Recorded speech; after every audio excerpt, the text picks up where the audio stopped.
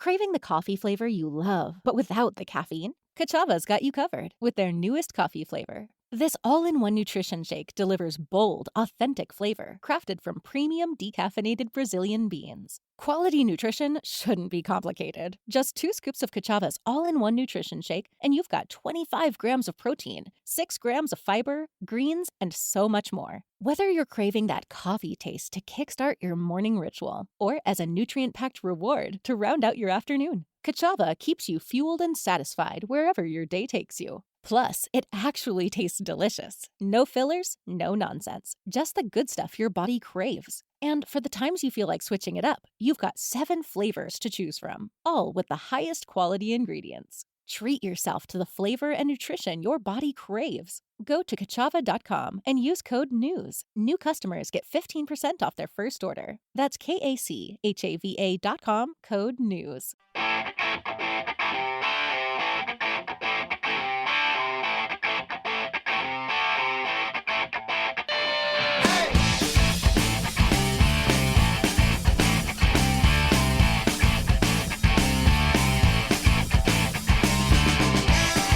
Hello, everybody, and welcome to this, the Thursday, or is, of course, what we like to call it around here, the Friday Eve edition of the Todd Veinotte Show. I'm Dan Alstrand. So very glad you're able to spend some time with us as we look out the window and we look at fog. It is a foggy morning out there. It's wet and it's rainy and it's warm, though. Temperatures well above zero today. We're certainly not in the same situation that we're watching unfold across the border to our west in New Brunswick, where this wet weather is being accompanied by cooler temperatures, and they're in for snow in the north part of that province and ice and freezing rain, and schools are canceled over there, and it's just a messy day. That's not the case here. I was just reading Alistair Alder's forecast before coming onto the radio today, and we're looking at a guaranteed high of 11, I think. So that is lovely. I'll take the rain. Looks like about 10 to 15 millimeters worth. That cold air is approaching and will impact our weather, but not until tonight. We'll see a switch over from the rain that we're receiving today into snow, about 2 to 4 centimeters. But with a temperature of 11 degrees today, and this water that's hitting the ground, I'm going to suggest that it may be white when we wake up, but it certainly won't be white for very long, if at all. We do look like we're having a little bit of a change in the weather pattern. Looks like we'll see some snow-rain mix into the weekend, but again, I don't think anything significant. That's going to happen right through until Saturday. We will, of course, be bringing Alistair Alders onto the show tomorrow for his regular segment, albeit at a different time. Alistair's going to join us in the first hour tomorrow to give us his weekend look ahead, because we're making space, making room for our hour-long conversation with Premier Tim Houston, which is going to happen tomorrow right after the news at noon. So I hope that you can join us. He's here to answer questions, to answer some of your questions, and I look forward to the conversation. Again, Premier Tim Houston in studio live for an hour, taking your calls starting at noon tomorrow. I hope that you can join us. Well, if you have been following the news over the last 24 hours, you are no doubt following that tragedy that's unfolding in Belle Isle. 2 men failing to return from an ice fishing excursion back on Tuesday. RCMP reporting, I believe, yesterday that one of them was found dead and the other remains missing. A small community near the Annapolis River, and obviously, small communities, these are tragedies in any community, but in small communities tend to be hit a little bit harder. So we will keep our eyes on any developments on that story, and if they do come in, we certainly will pass them along to you here on the program.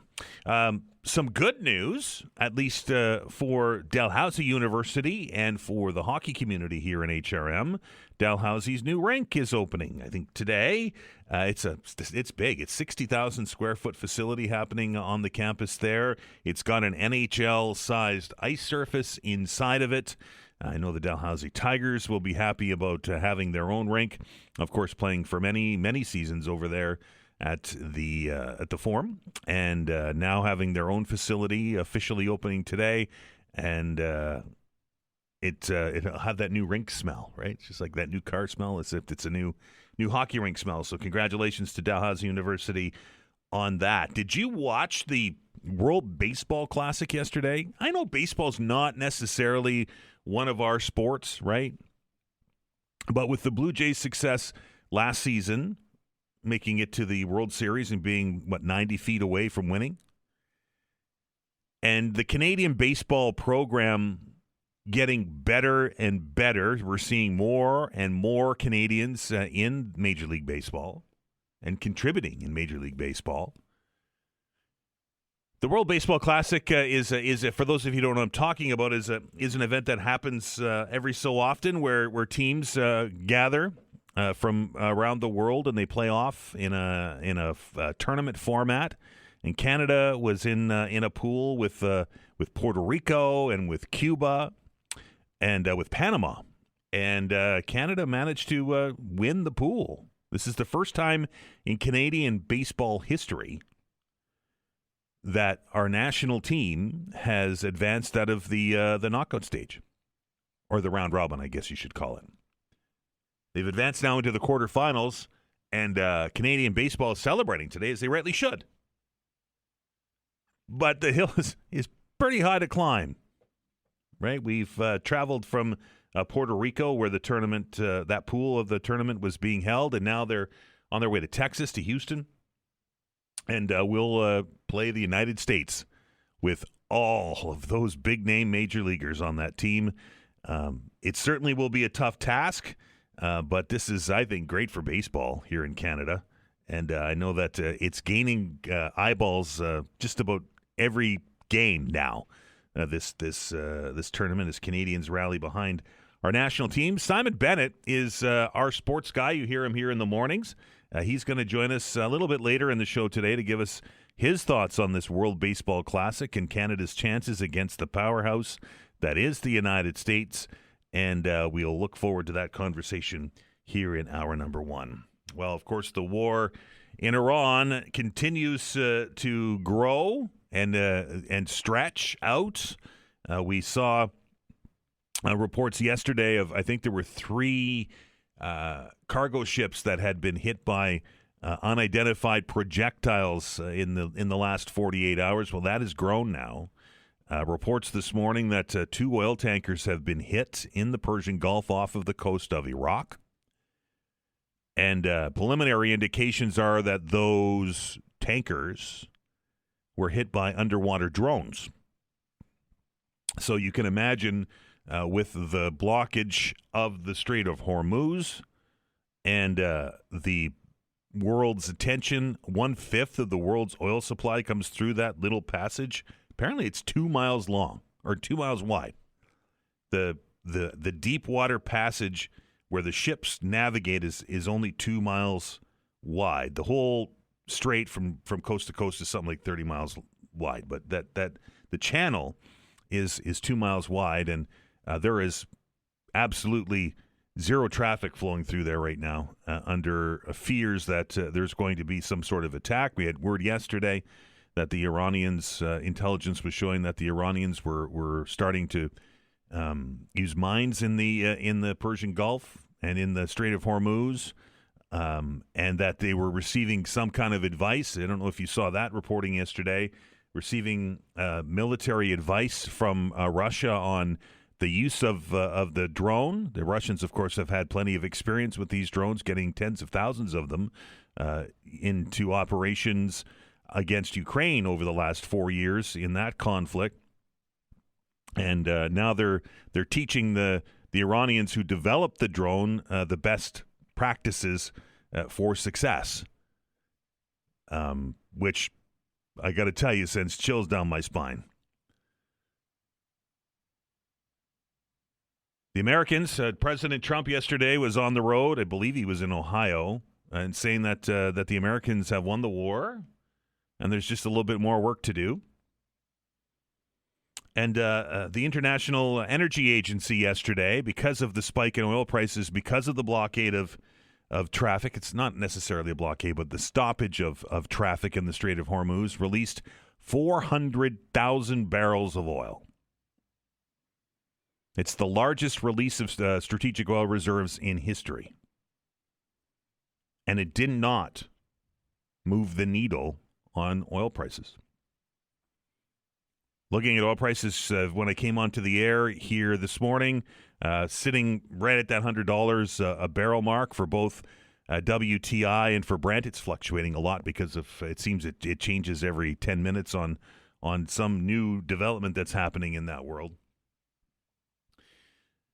But some of the experts, you heard it on the business reports today. Some of the experts out there saying that if this stoppage of oil traffic continues to go on, if we start to see continued attacks, we've seen Iranian attacks on oil infrastructure in places like Saudi Arabia, infrastructure in Bahrain, and all along the Persian Gulf states.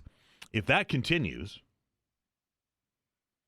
that $200 per barrel oil is not out of the question.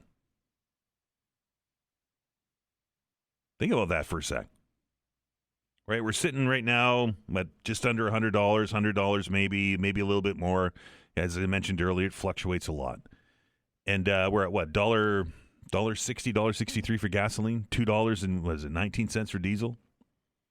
What happens if oil prices double? Scary times, folks. It really is. It might be something that you want to talk about here on the show when we open up the telephone lines. We're going to do that after 11 o'clock today as we roll along here on the Thursday edition. We had a pretty good conversation yesterday, and I'd like to, again, thank everybody for joining the extended version of the open hour yesterday. We had to pivot very quickly as we were unable to connect up with Dr. John Gillis for House Files. So we had to pivot into a 2-hour open line yesterday, and you all came through and helped me out a bunch, and I truly appreciate that. A lot of the discussion centering on the news out of Ottawa this week of the crossing of yet another MP to the Liberal Party. The NDP MP from Nunavut crossing the floor. Watching some of the reaction yesterday and some of the interviews and some of the reporting that's being done on it, not getting a real good indication why she moved across the floor. Of course, this always has that specter of promises made and things being dangled in front of MPs to change their favor, right? Appointments, boards, trips, those kind of things, perks. But not getting a real solid indication as to why that happened earlier this week. And the conversation here yesterday kind of mirrors what I'm seeing now. Angus Reid has released some polling about floor crossing in the wake of NDP MP Laurie Lidout becoming the fourth MP to cross the floor to the Liberals during this session. Angus Reid finds that only 1 in 4, about 26% of Canadians, say if their MP crossed the floor, they should be allowed to serve out their term under the new party colors. More, 41%, prefer that an MP wanted to cross the floor, they should have to step down and recontest their seat in a by-election. That's what I've said. 1 in 5, 22%, say they should have to serve as an independent until the next election, which several of you yesterday during our open hour discussion on this is what you had to say. You thought, no, you can sit as an independent. And just 1 out of 10, about 11%, believe that they should just vacate their seat. So based on the calls we have taken on floor crossing, both this instance and the other 3 that have happened so far, including, of course, Nova Scotia MP Chris D'Entremont, who was the first one to switch allegiances, only about 1 in 4 of Canadians believe that they should be allowed to serve out their time under the new party's banner. 26%. 41% say that if an MP wants to do it, they should have to step down and recontest their seat in a by-election. So there you go. The numbers kind of bear out what we've been hearing here on the Todd Veinotte Show on this issue for some time. You may want to continue that conversation. Again, we're going to open up those telephone lines right after 11 o'clock today, and we will certainly listen to all of your takes on this and the other news of the day. That's the beauty of the open line. Regular rules will apply. You can bring anything to the table. I'm looking forward to the conversation. We're going to take our first break here on the program, and when we come back, a conversation with our sports guy, Simon Bennett, will be joining us, who's been watching the World Baseball Classic like many Canadians have been doing. We'll get his thoughts on Canada advancing for the very first time into the quarterfinals at the World Baseball Classic. Not a clinic, it's a classic. Simon Bennett, our sports guy, after the break.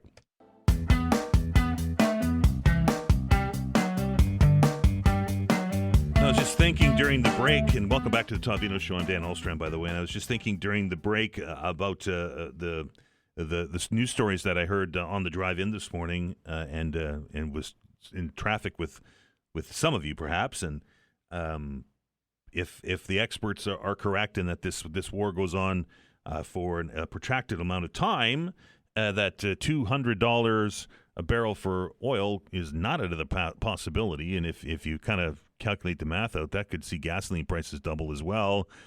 And that's a scary proposition for somebody, or for many of you, with trying to fill up the car or the SUV or the truck or whatever it is to go about your business, right? Double, and it's already expensive. Anyway, something that we also may talk about during the open hour. Canada, of course, was focused on the Winter Olympic Games, right? We were focused on watching Team Canada compete. Many of you, including myself, were focused on both the women's and men's hockey teams as they competed, best on best kind of deal in the Olympic Games, and of course we know the result of that. And now we're shifting a little bit, and I don't know if this was planned by design or if it was a happy mistake that the World Baseball Classic happened the same year, but it's on, and it's gaining the attention of Canadians, I will say that much, after our national team, Team Canada, at the World Baseball Classic yesterday, secured its spot in the quarterfinals for the very first time in its history. And I'm starting to see more people start paying attention to the World Baseball Classic, and I know that our next guest has been watching it since its inception, but I imagine he's pretty excited about that. And that's our sports guy. That's Simon Bennett. Simon, how are you? Hey, how are you, bud? I'm all right. This tournament is gaining in popularity in this country. It is. I don't know if it's not, obviously Canada making the quarterfinals for the first time is a big deal, but also just some of the ridiculous things happen in other games, like the U.S. losing to the Italians. The Italians won their pool, right? Believe it or not, But I think we've always known Canada's good at baseball, but you never really looked at them as on the level of, say, the U.S. or even the Dominican, or like how good is Japan, right? But right. They're beating good teams. It was actually really entertaining. Part of yesterday's 7-2 win was Cuba making so many mistakes. We'll see what happens against the Americans, but, Canada has looked impressive. Hey, you look at the roster, big picture, yeah, Bo Naylor is good. The Naylor boys are good. James Paxton looks impressive. Guys like that. Tyler O'Neill. They showed Tyler O'Neill at a press conference after the game the other day. I didn't realize how big his arms were. He's jacked. Right. It was incredible. But, we'll see how it goes against the Americans. But, the sum of its parts, Canada doesn't impress you, but, they're playing well as a team, and they've got a lot of guys behind the scenes that have been through it. Ernie Witt is a human statue, has been around this pretty much the entire time the WBC's been around. It's good to see him, guys like Greg Hamilton, Stubby Clapp, get to follow Canada up to the next round. Any chance, obviously we play the games because, anything can happen, but the American roster is pretty stacked. It is, but that stacked U.S. roster lost to Italy. Now, apparently Italy's really good, and they won again last night, 9-1 to knock out the Mexicans, and that's how the U.S. are in the quarterfinals in the first place, even after their manager, Mark DeRosa, kind of messed up and thought they'd already qualified for the course. Oops. What do you mean we didn't? What? It's like when I tried doing my taxes myself. What do you mean I owe this much? But yes, the Americans are stacked, but it's the cliche. You play the games. Aaron Judge struck out to end that game against Italy. Get Paxton out there, get Jameson Tyon out there with a fastball or two. Who knows? This obviously is a worldwide event, and you mentioned Japan's pretty loaded up with players too. Shohei Ohtani is in this tournament. This is really a showcase, and it's fun to watch meaningful baseball in March. It's a little weird too, isn't it? Because because especially for all of us that follow the Blue Jays pitch by pitch in October, November, right, and how every pitch mattered. It was like, and all of a sudden we're suddenly back up to that level of intensity for all the teams. And a lot of the teams are enjoying it, like the Dominican Republic hitting home run after home run and bat flip after bat flip. And Vladdy brought his own version of the home run jacket to that national team. Like, they're having fun. If you've watched any of the games in the Tokyo Dome, you never really get to see the Tokyo Dome in this country very often, but you get just coming across on TV how great the atmosphere is there. Right. I'd love to go see a game there. I think internationally it's bringing. I think you realize watching this, North America isn't the only baseball continent, right? It's everywhere now. Even Czechia. Czechia made news this week. It was incredible. Their pitcher was an electrician. That's his real job. Yeah, I know. Now, the question is, does he fix things like I would, instead of kicking the door open first or kicking at the wire, he throws a ball at it. It's like pinpoint precision. That's how he fixes the guy's cable in his hometown. Fair enough, Simon. Obviously, the Americans, now that they're into the quarterfinals, are a favorite in this tournament. The Dominican Republic certainly looking good. Shohei Ohtani and his team looking good. Is there an all-out favorite on this that we can watch, other than Canada, of course, to make it to the final? I don't know. Obviously, the Americans are going to be favored tomorrow. Don't discount Japan. The one thing missing from Japan as opposed to 3 years ago, remember we had that monster matchup to end the WBC when Shohei Ohtani struck out his then teammate Mike Trout. Ohtani's not pitching, but he's hitting and making an impact, right? I don't think there's a weak link. Even teams like Italy apparently aren't weak links. I think it's wide open. Anyone could win this. They drink espresso when they hit home runs. I was watching these guys. It's like if I go to Tim's after every update, I'd be wired. Right. I go walk back to the Tim Hortons at Rogers campus here in Toronto. I feel a little lightheaded. I don't know why. That's why watching those guys drink espresso. I don't think I could do that after every home run. All right, Simon. Very quickly, Blue Jays season getting ready to kick off here at the end of the month. What does the team look like moving in to the beginning of the regular season, and can we re-experience that magic of last year? Well, there's a lot of expectations. Obviously, I think let's not forget. Last year, the first 2 months were not good. They were under 500 for a little stretch there, and then they revved it up in June, July, August to win the division. I think, they have an incredibly deep pitching staff. They're being careful with your Savage. Only just pitched a 35-pitch side outing. They're trying to ease him in. They have a very deep pitching staff. We'll see how they do without Bo. Not that surprised that Bo left, but I think, they have the guys to do it again. The American League East they've taken notice. Pretty much every team has improved. It's possible they're going to have to be more consistent. They can't have a start like last year. I think they need to be more consistent from March through to October, but it's very possible. And especially with the Leafs playing like they are right now, I think people are very ready for baseball season to start here in Toronto. You had to go there, did you? Well, it's awful. Someone has to. It's awful, man. Let's hope that this for the Leaf season, for the sake of Leaf fans, that we get something at the draft because of this. Well, knowing the luck around here, they'll have a really hard schedule between now and mid-April, where they could conceivably lose most of them. Not that they weren't already, but they could, and then they'll still finish sixth and out of that draft eligible position. We'll see what happens. I think fans in Toronto are very unhappy, but I think the other teams, the Raptors have been improving. They've struggled lately. The Jays about to start. I think there'll be distractions for the Maple Leafs. I think the one thing that MLSE may realize, and they may already have, the Leafs are not the end-all, be-all in the city anymore. I think there's such competition for the fans in the city. It's always been like that, but I think you'll really see it now the way the Leafs have been off that cliff. They haven't won on home ice. I know the Olympic break's in the middle of that. They haven't won on home ice in 2 months. January 10th was the last win at Scotiabank Arena. They're playing the Ducks tonight, who lead the Pacific Division. Doesn't look likely. We'll see. Just make it close, guys, at least. I don't know. Simon, I'm going to save that tape. The Leafs are not the be-all to be end-all, and I'm going to play that again for you in years to come. I'm dreading that. I've said worse. All right, man.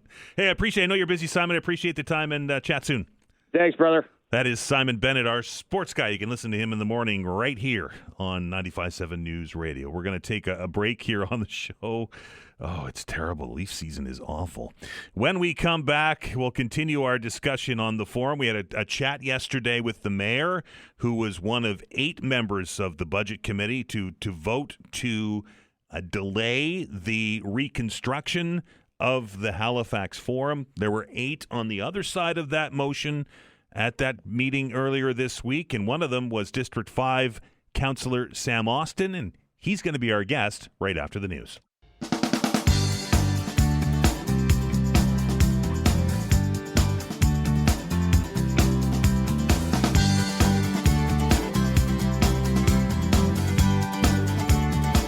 Well, very quickly before we connect up with our next guest here on the program, some breaking news over the last 10 or 15 minutes or so coming out of the war in Iran. And Iran's Supreme Leader, the Ayatollah Mojtaba Khamenei, says that the leverage of closing the Strait of Hormuz should be used, and Iran's attacks on Gulf Arab neighbors will continue. This is first statement since his appointment was read on state television by a news anchor this morning. Khamenei did not appear on camera, and an Israeli assessment indicates that he was wounded in the war's opening salvo. So now the new leader of Supreme Leader of Iran has spoken, has issued a statement, and has said that Iran will attempt to keep oil from flowing from the Persian Gulf through the Strait of Hormuz to the world's markets. We'll keep our eye on that. Should things change, we will certainly let you know.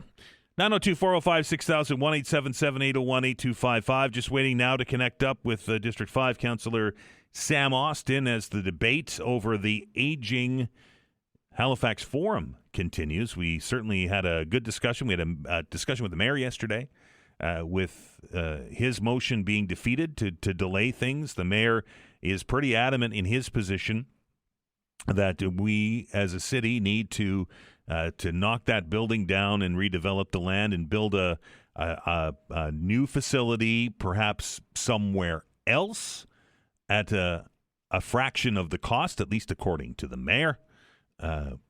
Some suggest that we need to keep that facility in its current spot. We know that it's going to be knocked down to the foundations, and when it's rebuilt, as I said yesterday, will not be the same building. It will look like the same building. It will be a similar size and a similar looking facade to that building, but it won't be that same building. Now, we'd hope to connect up with Sam Austin. We're having trouble connecting up with that, so we've connected up with another regional councillor, and that is David Hendsbee, who joins us on the line today. Councillor Hendsbee, how are you? Good morning, Dan. The debate continues on that 99-year-old building in the North End. Yes, the forum still has a form of its own, yes. David, there was a lengthy debate during the budget deliberations this week. The mayor putting a motion forward to delay. You supported that motion. Can you tell us why you supported that? I believe it's going to be a very costly project to do, and I think there's opportunity here for a private-public partnership. There's property, lots of property there could be creatively used. The last time we talked about this 12 years ago, there was not the development around that area. We've seen the buildings grow up around your studio there. It's popping up like crazy, and I think now that the development world might be a little more advantageous than it was a dozen years ago. And so I think the folks at the forum finally realized the building is too far gone. They're now realizing it has to be demolished, and they're talking about rebuilding it. Question is, I hope they rebuild it on a different footprint than it was now. Better utilize the property and stuff like that. That's where we're hoping that the private sector can come in and look at some of the opportunities there to help offset the cost of this redevelopment. Councillor Hendsbee, should it be rebuilt on the same spot that it is now, or should the mayor suggesting that we could look elsewhere? Well, if there's opportunities elsewhere, we talked about in the past with D&D and Windsor Park, there's a couple of ice pad availability there, but if there's no spaces available, then I guess we've got very few options. But I'd love to see Canada Post move out to Burnside. We also have the old Piercy's property there, right, that Mr. Bragg owns and stuff. Like there's ample opportunity with land around. The only problem is you need to get a creative collaboration put together to do it. But as it stands now, we didn't have an opportunity to explore those creative collaborations. So I guess we got to move forward as the tie vote went, and got to move forward, I guess. But I think I'm still hoping that might be some kind of opportunity to avail itself. But we'll hopefully we'll know that soon. David, because that vote was so tight, because it was an 8-8 tie and was lost, and there was a councillor absent, do you think that there would be any kind of appetite around the council table to bring it back and have another look? Well, in the past, I've always said if council has a split tie vote like that, there should be an automatic reconsideration of the next meeting. The other problem is we had one councillor missing from that debate. And I always believe that if we have a contentious issue like this, it should have the full council, full debate, and full decision instead of having it split the way it was with some absentee vote. But we don't have that in administrative order. As it goes now, a tie vote is considered a lost vote. And I think it's, in my opinion, a lost opportunity. David, what does that mean for the budget? Does the entire $126 or $28 million go on this year, or is it spread out over several years? It's spread over several years, yeah. All right, so do we know what this year's contribution is? Not offhand. They're still doing a lot more of the study and design work, so right. It's still more of a lot of the soft costs, I guess you could call it. They don't do any of the hard work in regards to any demolition work until a year or two from now, when they have to get the plans in place first before they start doing anything. Fair enough. David, very quickly, I know you were listening on Monday. We had a discussion on Councillors on the Hot Seat with regards to some roundabouts that are being built up near your neck of the woods there, and some concerns from residents about the cost of those, where we could just do better with lights or with stop signs. Can you bring us up to speed on that? Yes, it's been an issue ever since the traffic lights went in there in 1996 in regards to trying to get traffic in and out of Lake Major Road as well as Ross Road. I've been after the property for realignment for 20 years now. We finally bought the corridor to bring the Ross Road up to the Lake Major Road intersection. The question is, what is the best configuration to get that traffic moving? Traffic lights and reconfiguration are going to cost about $4 million. This roundabout will cost about $5 million. The advantage roundabout does is slowing traffic down. If you're not too familiar with this part of Main Street, Highway number 7, it's on your way out of town, where it meets up the 107 highway. People are speeding through there. The speed limit is supposed to be 60, but people going 80 and 90, sometimes 100 through there. Right. And as well as people are racing through traffic lights and stuff. So a roundabout is much safer for traffic control. It minimizes the amount of conflicts of accidents and stuff. It's just that I think the $1 million is worth that public safety factor. Do you think that it's going to back up traffic onto the merges on the roundabout, because it's busy there during rush hour? No, it is quite busy, but it'll slow it down a bit. But I don't think it's going to back up that much. I think the biggest thing about the roundabout is continuous flow of traffic. It doesn't have stop and go with the traffic lights there and stuff. People got to realize that maybe down the road, very shortly, there's going to be probably a set of satellites at the next intersection for Cherrybrook Road, O'Mill Road, and Main Street. Because right now, there's no control right there. The school buses trying to get out of Grand Creighton is like a Russian roulette trying to get out of there. To try to get in and out of the school hours as well. You got the Black Cultural Center there. You got the church there. A lot of traffic on that part of Cherrybrook Road to try and get in and out. Plus, we have a long-term care facility being built on the Old Mill Road. It's going to be built with Northwood and stuff. So there's going to be a lot more traffic at the intersection. So I think that needs more control intersection with traffic lights. Very quickly, David, is this design a done deal, or is there public consult, or how does that work? It's a done deal. We went through the consult. We talked about doing a typical consultation. The thing that we're worried about is the time frame. We went to a consultant last year. We asked him to study both options in regards to traffic light versus roundabout, what kind of land might be required for that, and then looking at all the factors, the roundabout proved to be technically the better solution here. To try to ease the issues we've been having with accidents and speeding and everything else like that. So, like I said, it's the gateway to the Eastern Shore, but it's also the gateway into Metro, and the traffic needs to slow down. You're coming off a 100 series highway, people doing more than 100 kilometers an hour. You're coming into a 60 zone. People got to slow down. We had a RCMP speed radar set up there a few weeks ago, and they made a ton of money with a lot of people speeding through there and stuff. So traffic lights doesn't slow them down; just it slows them down temporarily. But a lot of people, I said, are racing through those yellow lights and red lights and stuff, and it still causes accidents where a roundabout eliminates that issue. But there's another thing: is that this intersection, twice a year, the sun rises and sets directly in line with this intersection, and you can't see the traffic lights when you're looking up. So this is a safer way of a roundabout being there. And whenever the power goes out, you don't need to worry about signal lights. The roundabout still works. So, David, I appreciate your time on short notice. No problem at all, sir. Have yourself a good day. That is Regional Councillor David Hendsbee. When we come back, a conversation with the leader of the official opposition here in Nova Scotia, Claudia Chender, after the break. Well, it certainly has been a busy week in provincial politics here. Most weeks are, but this one has been abnormally busy. We've seen the Premier backtrack on some of the cuts that were announced in the budget, and that's still filtering its way through the affected communities as we try to figure out what has been restored and what hasn't. And I know somebody keeping a very close eye on the entire proceeding of this is the leader of the official opposition, the Nova Scotia New Democrats. That is Claudia Chender. Claudia, how are you? Hello, Claudia, are you there? Maybe she's on. Hello? There you are. Hi. I'm here. Sorry. It's all I'm good. It's that kind of day, I guess. It's been a busy week, huh? It has. Claudia. It has, and it continues to be. This is, I think I said it on the air yesterday, or maybe it was the day before, that I don't remember a premier standing in front of cameras and issuing a mea culpa like we saw this week. That is something we don't see often. Well, we see it a fair bit from this premier.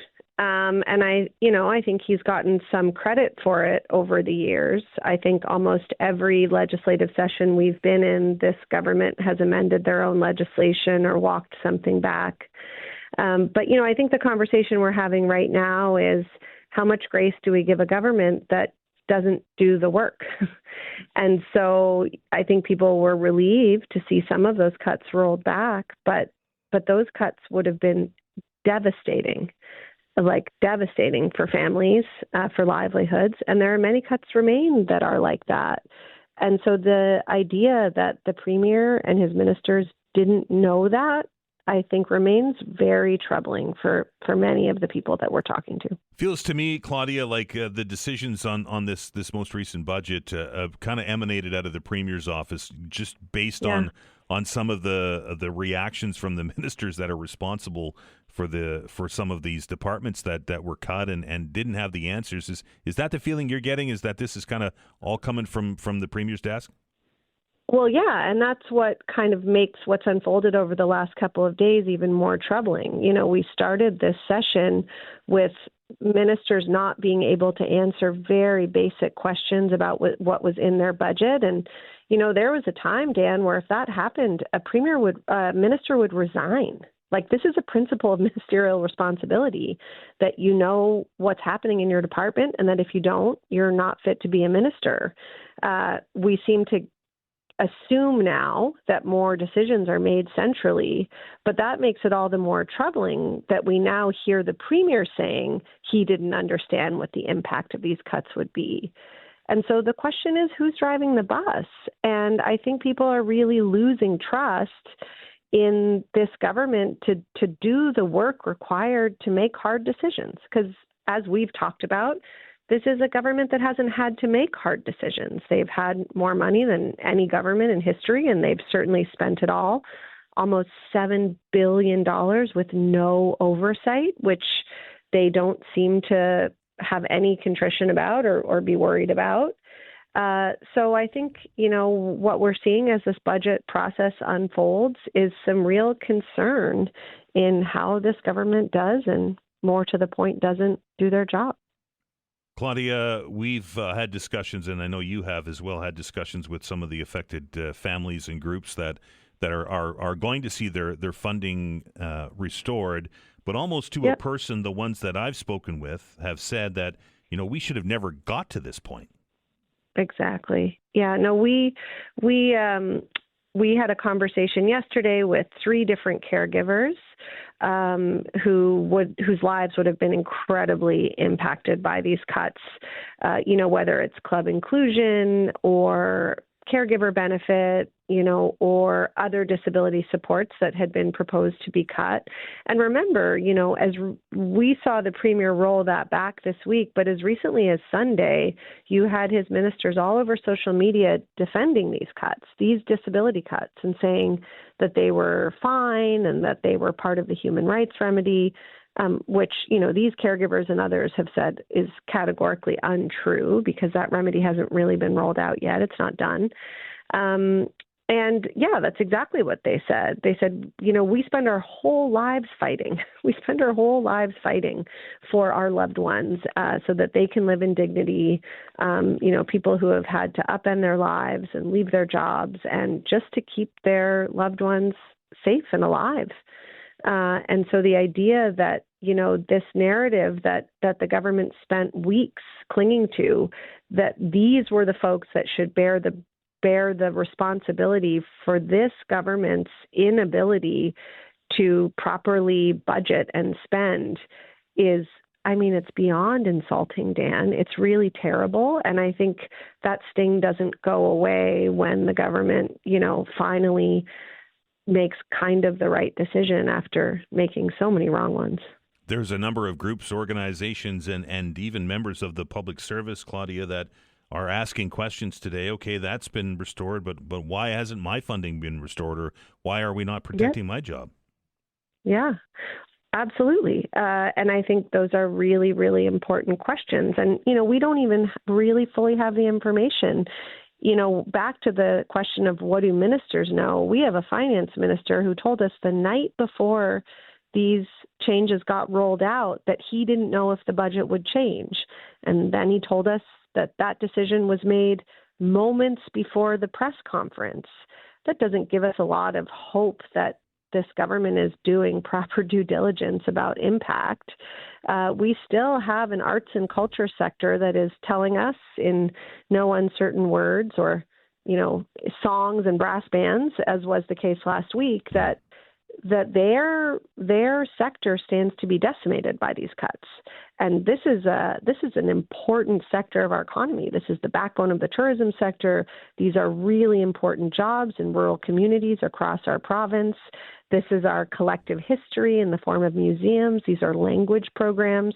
And that's not even touching, as you said, the cuts to the public service, the cuts to food security, things like the mobile market here in HRM or transportation funding that allows kids to get to and from school. There are still a lot of troubling cuts in this budget, and it's a troubling budget. There are lots of provisions in there that would loosen oversight over parks and protected areas and easements. You and I have talked about Dartmouth Cove. Mm-hmm. That is very much implicated in the changes being announced. So it's a long journey. We are really trying to give Nova Scotians the time to understand what's actually in here because, as we've discussed, this is a government that wants to get in and out as quickly as possible. And I think, as we see from what's happening now, do as little consultation as possible. I think the best case scenario is that they get a real wake-up call that is not the way you do things. That's not the way you serve the public. Claudia, it's been a busy week, and it continues to be a busy week. I appreciate you carving out a few minutes for us. Thanks so much, Dan. Claudia Chender, the leader of the official opposition, the leader of Nova Scotia's New Democrats here as we move forward. Getting ready to take another break. Of course, after the news at 11 o'clock, we are going to open up the telephone lines for our caller segment. I almost said the Friday free-for-all. It's not Friday yet, Dan. Maybe we should call it maybe the Friday Eve free-for-all. Anyway, we're going to open up those telephone lines, and I'm looking forward to having a conversation with you. The provincial budget continues to make headlines. I read a story this week, yesterday perhaps, that some of the cuts that were announced to organizations like Nova Scotia NSCC,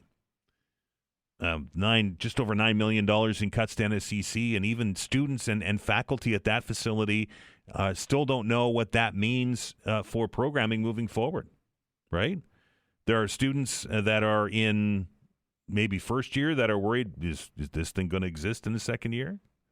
Or students that have been on a waiting list for 12, 14, 18 months that may see their programs either eliminated or at least cut back. We don't know what the full extent of those cuts are going to be, given that we know how important NSCC is these days, given the trades training that they do and some of those big contracts that we're currently working under and some that may be coming if we believe the politicians about the defense spending that's going to happen here.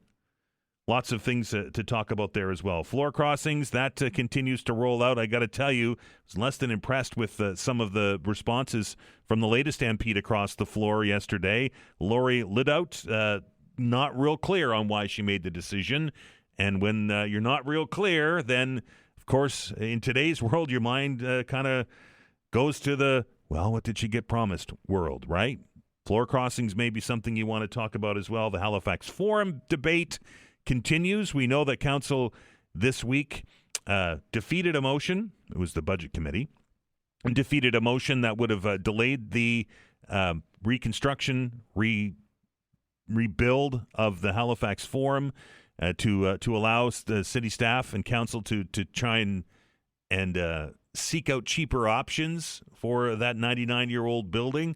Something else you might want to talk about it, or maybe something else is on your mind. Can we afford $200 a barrel for oil? The experts say it's not out of the realm of possibility. I think it's a little extreme, but there's no doubt oil prices are on the rise, and that means gas is going up. That means diesel's going up. That means your budget is getting lighter. Also something you might want to talk about when we open up the telephone lines. 902-405-6000, 1-877-801-8255, the open hour after the news.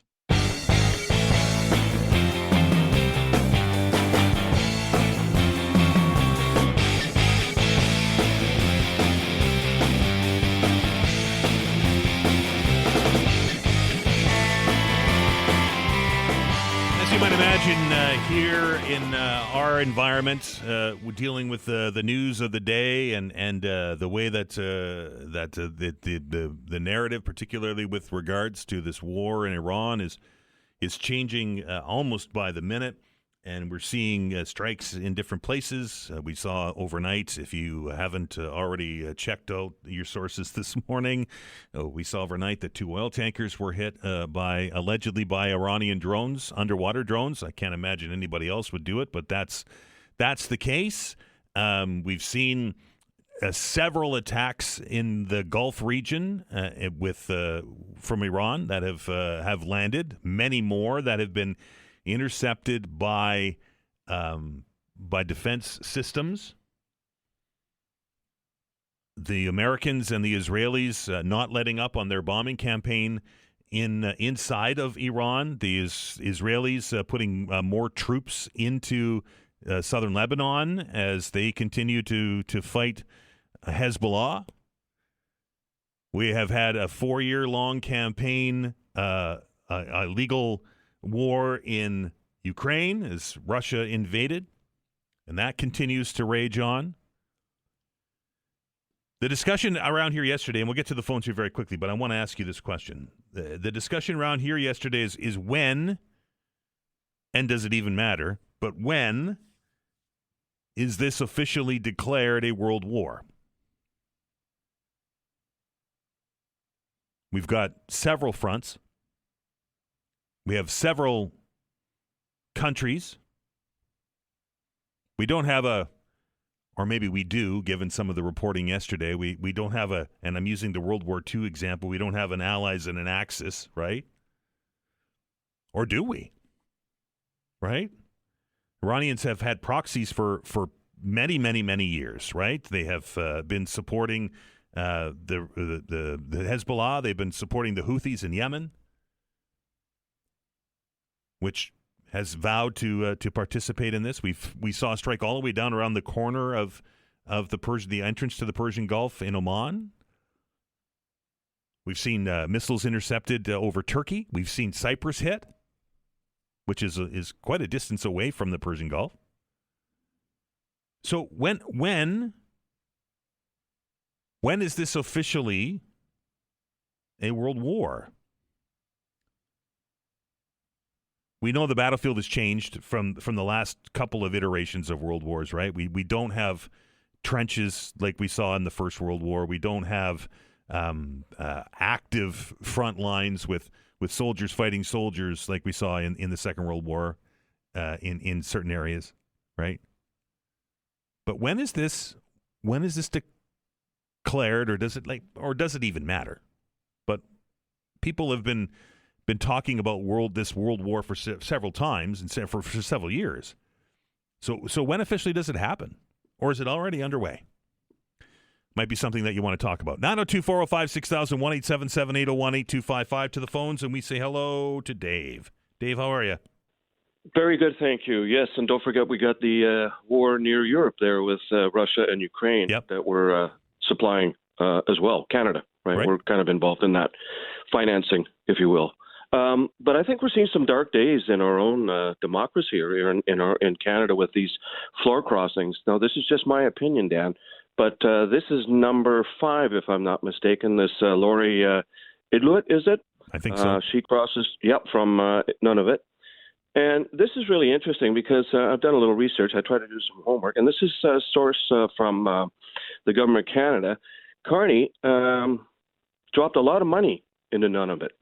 8.5 for linguistic education. That's language, I believe, in Nunavut.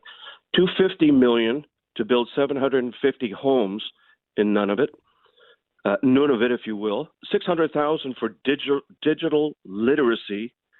And I'll just move on. $228 million for a series of projects in Nunavut, and $6 billion in trade and infrastructure funding in Nunavut. Now, we know it's the Arctic, and we're going to try to protect that. That's the only reason I can see why Carney was up there. This goes back to January 5th, by the way, and so on and so forth. February 6th is another date there. That's a lot of money. Dan, do you know how much population? It is a big territory. Do you know what the population is? Nunavut is? It's very small. 40,000. Right. That's a lot of dough.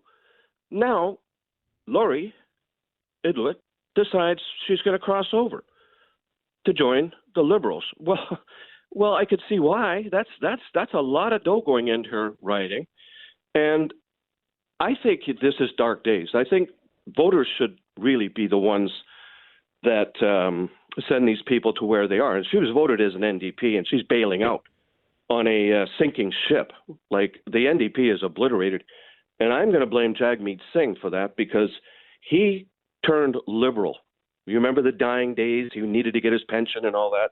He sided with the Liberals, and I think the NDP folks did not like that. Now, people wonder, well, where did their votes go? I think the NDP was definitely not going to vote for Conservative. So they either swung over to the elbows up side, because we were all getting a little desperate in fear of Trump, and with this newbie, Carney, or they sat on their hands and they just didn't vote. That's what I think happened. And we have seen, like I said, these are dark days in our politics, in my opinion, Dan. What do you have to say about that? I mean, that's a lot of money going. You're not alone, ahead, Dave. sorry. I mean, I read a story this morning. Angus Reid put out a poll yesterday that says only 1 out of every 4 Canadians think that MPs that cross the floor should be allowed to serve their term under new party colors. And on a broader scale, almost half of Canadians say that if an MP wants to change teams, that they should have to step down and contest their seat with a by-election. I agree. And something has to be altered there. This is not democracy, in my opinion. I think while Carney's away traveling the globe, he's stitching together, and it will be majority, folks. It's going to be a majority here very soon, probably by the end of April, I would say. Well, those 2 by-elections in Toronto, if he wins those, he's got it. He's got it. It's hands down. And you know what? And I, to me, I think we have to really focus on our own issues here in Canada, folks. I know there's a lot of things. Look, Dan, I wish I bought a barrel when I think a barrel of oil or energy was at $28 Right. at one time, not that long ago. So as the world spins, right? So, but anyways, yeah, this really angers me to a certain degree. A lot of money thrown up there, folks. You can go on, take a look at it, and you can't tell me that money doesn't talk. So and that's politics, I suppose. But man, oh man, I think we need to focus on Canadian politics here and set our sights right. And on that note, Dan, thank you for taking my call. Cheers. Appreciate it. 902-405-6000, 1-877-801-8255. Yeah, that Angus Reid poll says a 1 out of 4 Canadians believe that when somebody switches teams, that they shouldn't be able to serve out that term. So that's 3 out of 4 Canadians think that they shouldn't be allowed to do that. And on a broader question, 44%, so almost half of respondents to the Angus Reid survey say that when somebody can't no longer stomach sitting in the caucus that they were elected into, and decide that it's time to leave, that they should have to resign that seat or at least face by-election. So the numbers pan out to what we're hearing here. 902-405-6000, 1-877-801-8255. We're going to continue the conversation right after this break.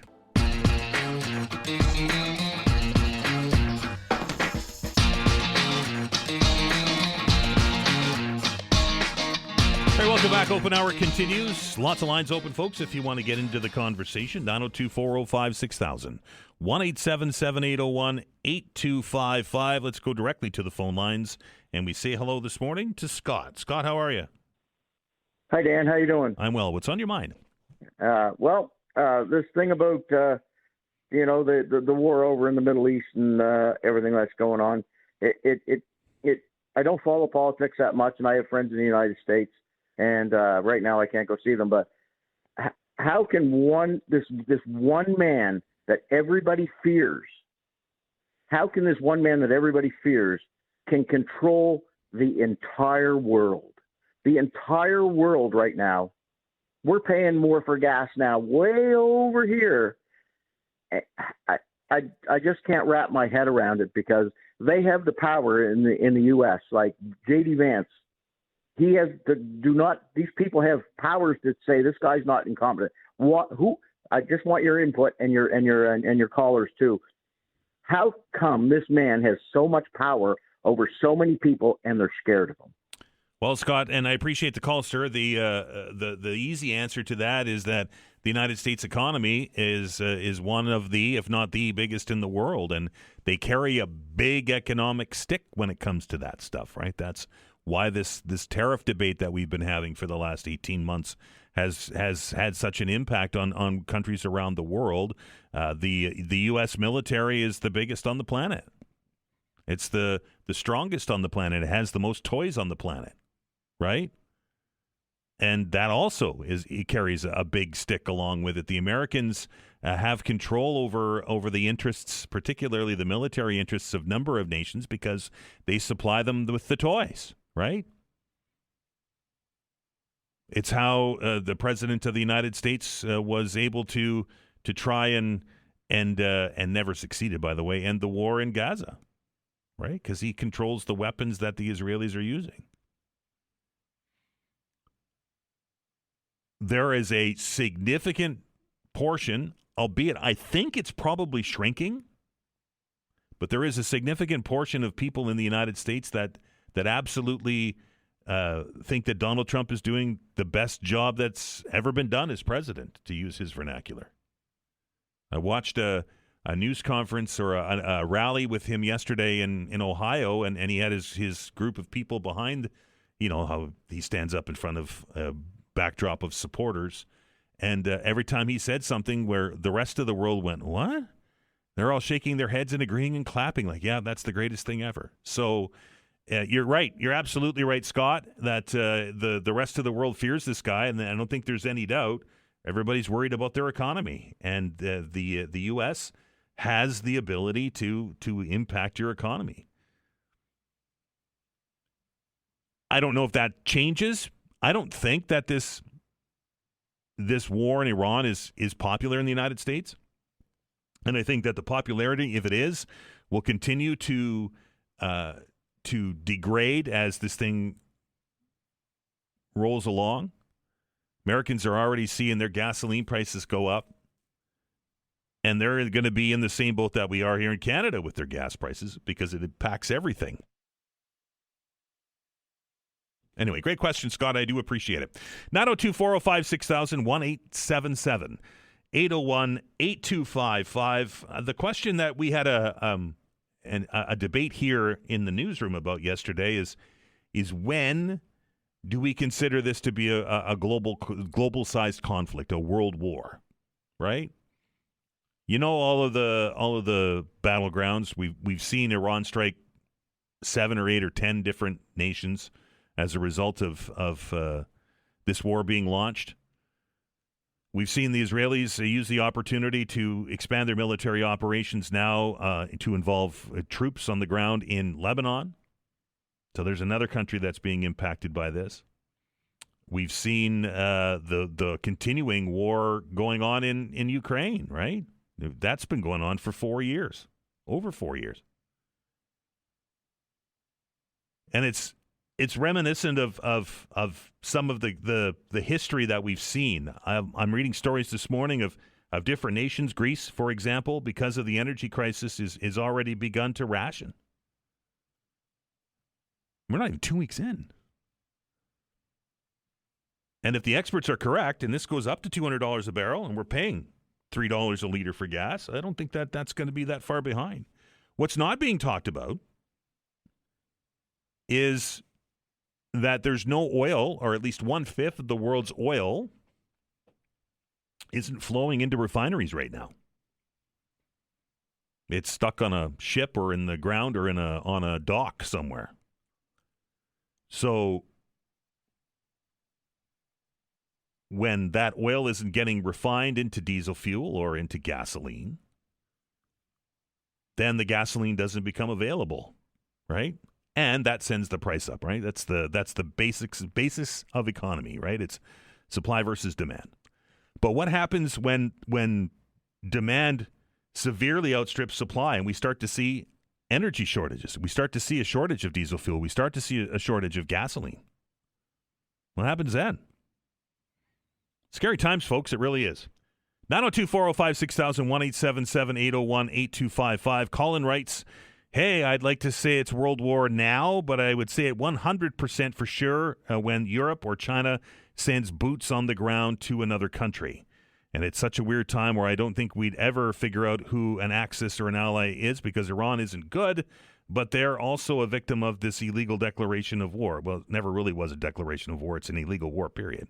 America traditionally is the hero, but they're more realistically more like a terrorist state now. China would be traditionally the enemy of the West, but their economic interest depends on our insatiable appetite for cheap things.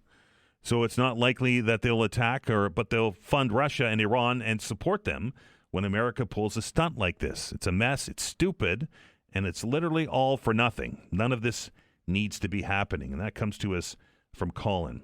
And we lean on history when it comes to events like this, right? We lean on things that we've already seen, and there's always been an aggressor nation that the West and allies have risen up against, right? This time, the aggressor nation was the most powerful military in the West.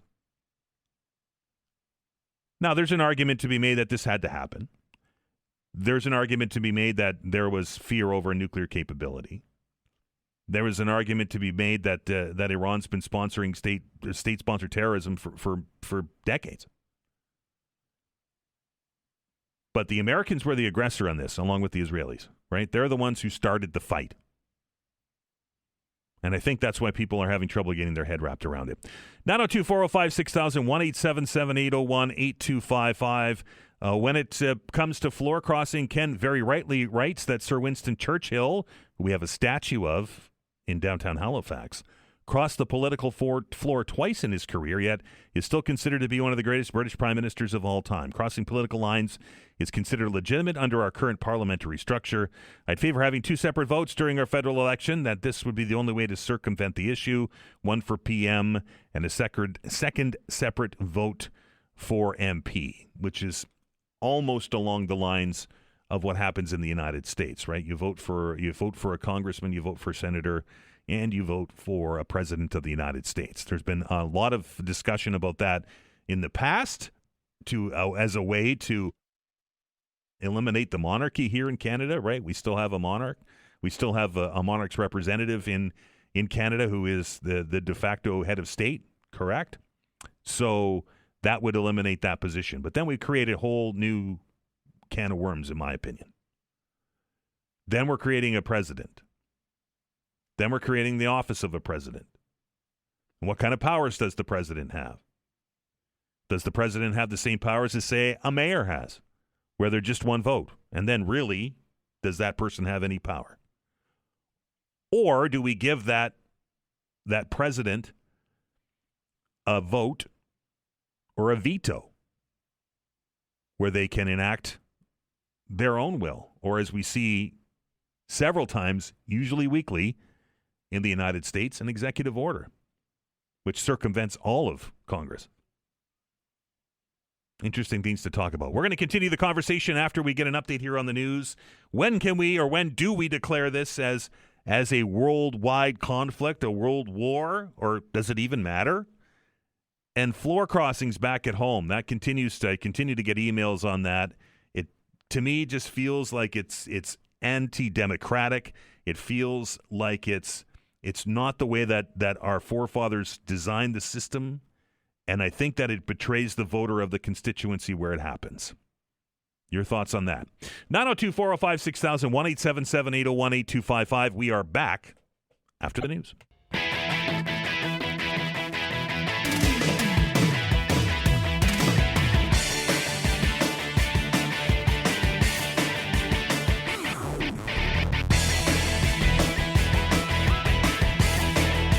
All right, welcome back. Open hour continues. 902-405-6000, 1-877-801-8255. As always, folks, regular rules apply. You can talk about whatever it is on your mind, but we're asking a couple of pretty deep questions today about the state of our democracy with the floor crossings, and some suggesting that the Prime Minister's buying a majority government, and of course the ongoing conflict.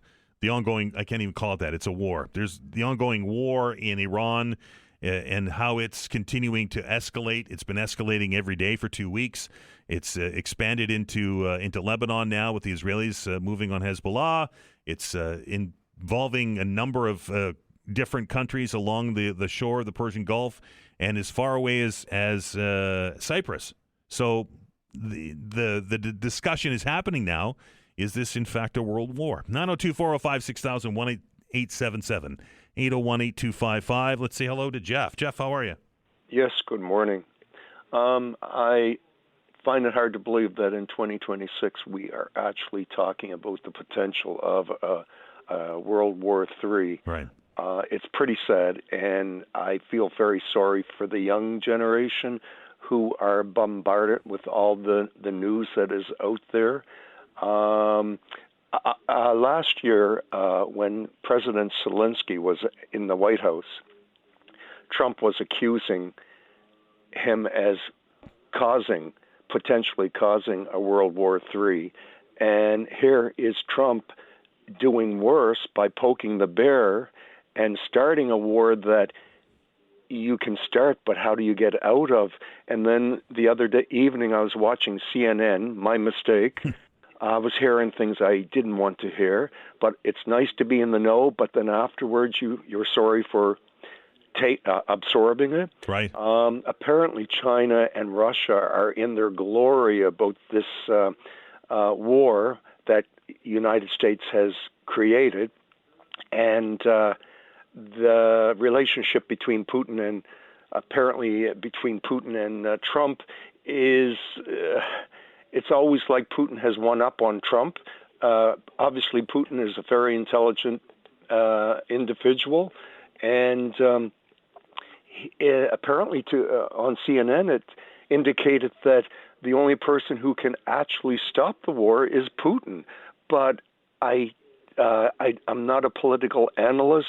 I don't know all the ramifications of that, but I was wondering if perhaps you or your audience had heard the same thing. And I'll leave you with that and hope your day goes well. Appreciate it, Jeff. 902-405-6000, 1-877-801-8255. I have heard and read that Vladimir Putin has offered to mediate, right? Has offered to be the mediator in any kind of negotiations between the Israelis and the Americans and the Iranians to try and end this war. But the United States has absolutely just said no, that they don't want to negotiate. They want unconditional surrender or nothing.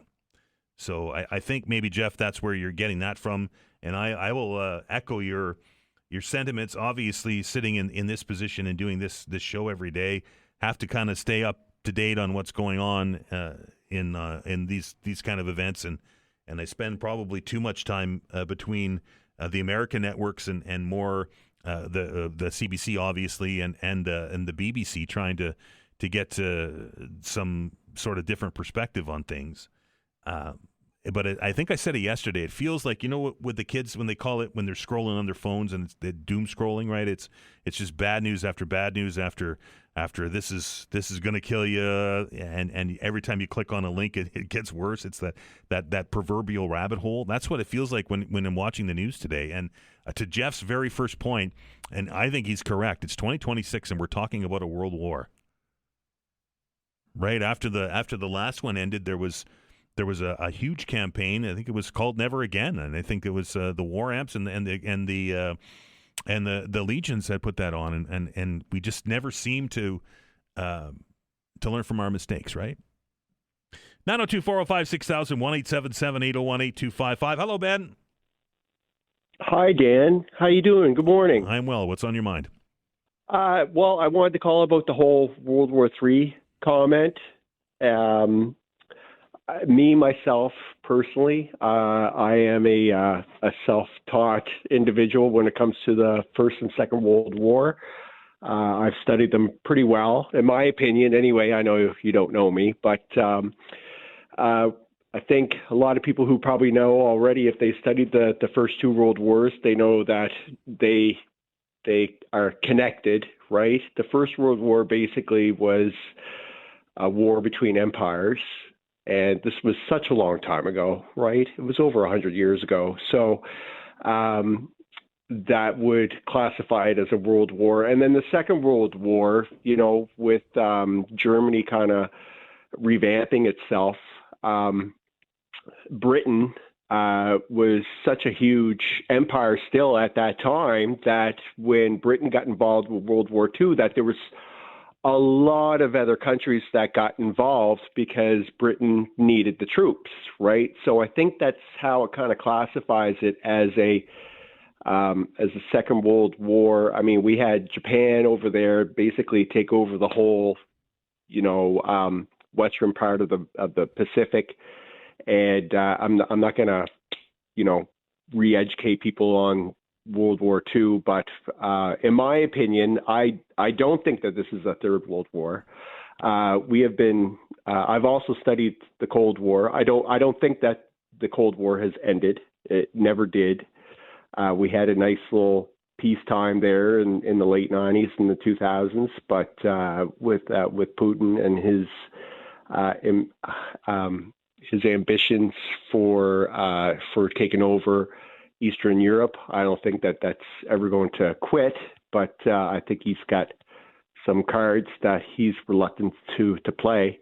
But I think we're kind of overhyping this a little bit. I called last week. I called myself a centralist. I guess that's wrong. It's a centrist. Centrist. And yeah. And yeah, sorry about that. Oh, it's all good. Yeah. So it's really hard times because I'm not a fan of Trump, like, at all. I get a kick out of his his clown attitude sometimes. But I think that it needed to be done to invade this country. I'm not a fan of war. I'm not a fan of invading. They can bomb that country as much as they want. Another million Tomahawk missiles, it doesn't matter. They're going to have to put troops on the ground in order to get this resolved. You can bomb that as much as you want. There's still going to be people there believing what they want. And if you want to go in there and get that enriched uranium out of there, you're going to have to do it by hand. So I think this is going to go a lot longer, unfortunately, than what people may hope that it's going to be. Also, Iran is allies with China and Russia. And this is great for Russia because the price of oil is going up. Right. So their economy is going up, right? Absolutely. So, yeah. So that's kind of a bad thing for us, but there's so many bad players that are out there. So, I mean, what can we do as civilians in order to make the world better? And that's by not allowing these types of people to take the positions that they're in when it comes to political office. And I really hope that maybe we can learn from this from here on out. I hope it doesn't get any worse, but, I'm all over the road here. There's so much to say in such a short period of time. I understand, but, Ben. Yeah. So I don't think that this is a world war. I really hope that it's not going to get any worse. Iran's incredibly desperate, but it's such a rough and mountainous terrain that if there are going to be any troops on the ground, it's going to take a really long time in order to resolve this. And let's just hope that there isn't going to be very many deaths.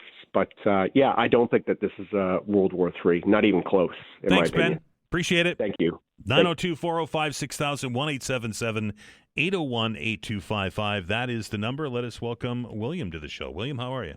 Oh, good morning. Pretty good. I might as well declare a little bit of bias because I think I'm a Carney supporter in the sense that I think he's doing a pretty good job. But, Okay. Basically to Dave's comments at the start of the show, the investing in the North is what they've been talking about doing for a long time. And so the fact that money is flowing up into the North is consistent with where he's going on his trip tomorrow to, meet with the Nordic countries and come up with a plan to protect the North and all that. So I think that is consistent. Also, I think when you talked about the poll that said that people are against the floor crossing, once you introduce, and now the NDP have suffered the same fate as the Conservatives, that, obviously people that support those two parties are obviously bent out of shape. It's been going on in our history forever. Almost every government has had one floor crossing or another. And, even if you made people sit as independents, it wouldn't matter because it's how they vote. So if they voted with the government every time, they couldn't officially say it's a majority, but they'd have a majority because they vote with the government. Right. So, thinking that we're going to change the rules and make people go to a by-election because they don't want to sit in caucus with the NDP or the Conservatives any longer, or the Liberals the next time that someone's in government, I think that's, wishful thinking. And that, we have the system that we have. And, by the way, Dave is such a Trump fan and a conservative, supporter, that of course he's got biases too. I think most people do. And I admit that I have mine because I am supporting Carney. I think he's way better than Trudeau. That's for sure. That's my point. Thanks, William. Appreciate it, sir. 902-405-6000, 1-877-801-8255. Time to take a break. The open hour continues on the other side. All right, welcome back. Show continues. I got an email from Alan from Dartmouth, and I want to share it with you because I think he answers some of the questions that were asked earlier in the show today, and it reads, Dan, in response to the caller who asked, why is everyone in the world afraid of Trump? Well, the way I see it, Trump is a schoolyard bully. He gets his way by kicking everyone around and relies on his sycophants and thugs to keep him propped up. To deal with a schoolyard bully, you must either rely on some strong good Samaritan who can stand up to the bully or oppose in numbers. Unfortunately, it used to be the United States who acted on the world stage as this strong and good Samaritan. Unfortunately, the United States is now the bully. None of the other strong powers can be considered good Samaritans either. Furthermore, at the moment, the unity required to oppose in numbers isn't established and will take time to assemble.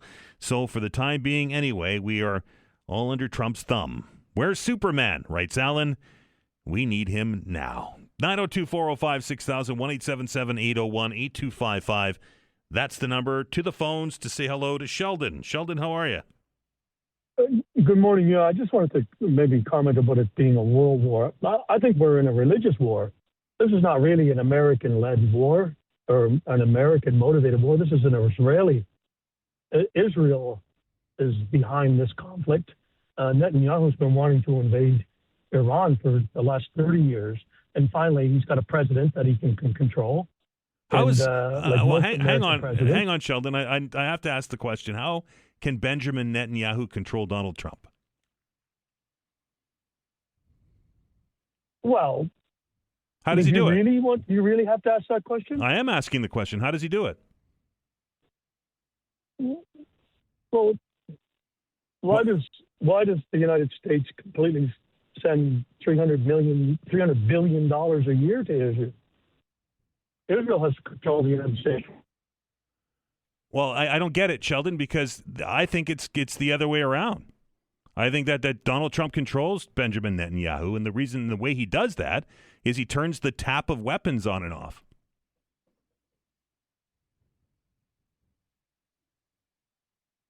Are you still there? Sheldon, are you there? I don't hear you. I'm going to put you on hold. Maybe we can reconnect with you. I'd like to hear your comments. I don't understand how Israel can control Donald Trump and how they are doing it. As I said earlier, I think it's the exact opposite of that. Sorry, Sheldon, if we disconnected. Maybe that was my bad. I don't know. 902-405-6000, 1-877-801-8255. Hello, Ken. Hi, Dan. It's funny there, your last email when whoever they were referencing and said, "Where's Superman? We need him now." It's funny because I can put reference to that right to Carney. Everybody thought he was Superman. He was going to take on Trump and make Canada great again or whatever the case may be. And what is he doing? He's not even talking to Trump, right? When was the last thing he said? Who cares when somebody said, well, that wasn't the last thing, Ken. He talked to him this week on the phone. Yeah, and what got done? Got done? Whatever Nothing, gets Dan. done with the president. Like, really, whatever gets done when you talk to Trump. Well, at least he could try, right? He's Okay, doing absolutely nothing. Like, I'd love to. Your first caller, if I wish I was fast enough to get the numbers with all the money that he threw at Nunavut. But he's not even trying, Dan. He's flying. He's jet setting around the world. Oh yeah, come on over there, Flora Crosser. We'll go on a trip. What's the one from Nunavut there? Is she going to Norway on the next junket? Don't know. You know, he hasn't done nothing. Memorandums of understanding. What does that do? Nothing, right? You know, he's a walk in the park. He's done nothing but look after himself. He gives all this money to Ukraine, right? His godchild's mother, she quits politics to go over there to be a special advisor. Oh, we'll throw $25 billion at you, and here, you can go over as an advisor. Just take whatever you want out of it or whatever, right? It's like so much crap that's going on. And the thing, something, it's the same thing as Donald Trump when he said, I can do what I want. I can go walk down the street and shoot somebody, and they'll still vote for me. Well, guess what? The Liberals have the exact same thing here. Kearney could go down and do absolutely nothing, which he's doing. And if they did call a spring an election right away, he'd probably win again for doing nothing. It's unreal. Like, people should be smart enough now to figure out he's out for himself. He's out for Brookfield. He's not out for the people. But no, we'll go to the polls and they'll vote him in again, and they'll do absolutely nothing for the next 4 years again. It's unreal. Thanks, Ken. Thank you. 902-405-6000, 1-877-801-8255. Last set of polling that I saw, to Ken's point, had the Liberal Party and Mark Carney enjoying a comfortable lead over the Conservatives. But again, I will say, as I do here frequently, polls are polls, right? Let's welcome Hamid to the show. Hamid, how are you? Hey, Dan, how are you doing? I am well. What's on your mind? It's first time calling your show. Great show, by the way. Appreciate that. Thank you. I'm a proud Iranian Canadian. Mm-hmm. Lived 22 years in Iran, 15 years I've been here in Canada. Okay. And I know you've been talking about the war for the last couple of days on your show. And I heard the point of view of Canadians. Just in case no Iranian ever called your show yet, just wanted to give you a point of view of how Iranian people feel about the war right now. So the majority, obviously not all of us, majority of us are really happy. We couldn't ask for more that we have this war, because 47 years of oppression, a terrible regime. We tried everything. We tried with reforming. The regime didn't work. We tried with protesting. They killed like 30,000, 40,000 of us in 2 days, like a few months ago. Like you can see for 2 weeks straight, they're bombing this regime and they haven't surrendered yet. So obviously it wasn't possible to overthrow the regime by protesting in the country. We definitely needed some help from other countries. I'm really glad, obviously a lot of bad things about Trump, and I don't deny any of that, but I'm really happy that finally a president in the United States had the guts to do what had to be done years ago instead of negotiating with them. And if, in case anyone's wondering if they were trying to get to nuclear weapons, there are a lot of reports from IAEA about their shady business and everything. But just in a nutshell, I know my government, they were trying to reach, and everyone, like the whole world, is lucky that this had to be done before they got that. Otherwise, Iran would be a country same as like North Korea. No one could touch them. They would just get isolated and say, hey, okay, no one can mind my business. And my people would stay with them for decades to come. I know it's tough, but I have friends and family who are willing to tolerate the bombings and airstrike and everything just to see one day, hopefully very soon, a new regime, like a new government, the new Khamenei overthrown, and we'll have a free country, and we can actually, like the new generations, once experience what I and my generation experienced in the past. Hamid, I appreciate the perspective. Thank you very much. Thank you. Have a good day. And thanks to all of you who dialed the numbers and joined the program. For those of you left on the line, my apologies. We're going to do this again tomorrow at 11 o'clock. It's the time for the Friday Free-for-All, and I hope that you will continue the conversation. And just very quickly, a programming note. Tomorrow's show is, of course, the Fabulous Friday edition from 12 o'clock until 1 o'clock. The Premier of Nova Scotia will be in the studio to answer your questions. I hope that you join that conversation as well.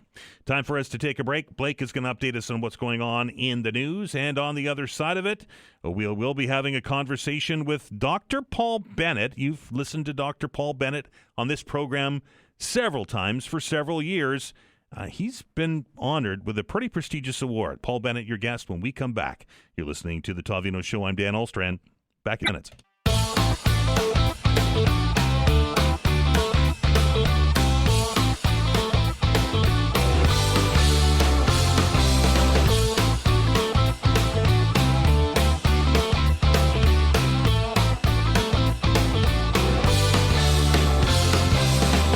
Welcome back to hour number 3 of the Todd Veinotte Show. I'm Dan Ahlstrand. Our next guest you have heard on this program several times, usually talking about the education system here in Nova Scotia. He is, of course, from Schoolhouse Consulting, and he is Dr. Paul Bennett. Dr. Bennett, how are you? Good to talk to you, Dan. I guess the reason why we invited Dr. Bennett on the show is that you have received a pretty prestigious award from the Canadian International Council. That's pretty cool. Well, thank you. It's a real honor to be representing Halifax here in Toronto, where they have the Bill Graham Dinner, which is featuring this year Geoffrey Hinton, who actually invented what we call generative AI. And he's the keynote speaker. And I'm there just because I was honored as one of the only volunteer of the year for this year of the 19 branches across Canada. You obviously volunteer and do a lot of things, but you're also a commentator on public policy, Paul. And of course, we've chatted many times with some of your views on the way that the education system is working here, or maybe not working here. Yes, but this is a completely different dimension of my life. I was a history teacher for my entire career, and I sponsored student conferences, and I've just loved every minute of being involved with the Canadian Institute of International Affairs and its new embodiment, which is called the Canadian International Council. But for your listeners, they'd be interested that the founder of the Canadian Institute of International Affairs in 1928 was Sir Robert Borden. Right. And then he went on to found the Halifax branch of the CIIA in 1928. And some of your listeners will know some of the well-known Haligonians that have been part of the CIC community for years. Dr. Dennis Stairs from Dalhousie University, Brian Fleming, Giles Grouch, who's very famous for social media, and many, many others that over the years have contributed to programs. And I'm often asked, what drives me? I just love the programs themselves. I'll give you you'd be interested in this. I really didn't know much about Elon Musk till I heard Michael Byers from UBC talking about this character named Elon Musk and talking about not what he's doing now, but about SpaceX and his plans to conquer parts of outer space. And the fact that he laid claims to the moon, Mars, and various places, that really blew me away. I also met Don Bowser, famous for corruption in Ukraine. We became friends through a luncheon sponsored by the CIC at Dalhousie. Another thing that's interesting is, in the news about Iran right now, I sponsored a Politics at the Pub at the Lord Nelson about 10 years ago with Dr. Frank Harvey, political scientist. The topic, will Iran cause a nuclear war? Because there was already a debate going on there. You would know Ken Hansen. Yes, very much. He's often, Ken and I, we became very close friends through CIC because he was a favorite at Politics at the Pub because, as you know, Ken loves debating things. And I remember I invited him to speak about why are we so unprepared for our own defense? And we had an event at Dalhousie, and it was snowing. I thought, no one will come. It was just Ken and me, and there were 20 students, graduate students, and there was a foot of snow when we walked home, but we never left. We spent about 2 hours debating defense policy. So, for me, I'm thrilled to be part of it. It got me to know Bob Ray very well, and, I brought him to the city. But you know what the role of CIC and the Canadian Institute of International Affairs is really to bring the world to Halifax.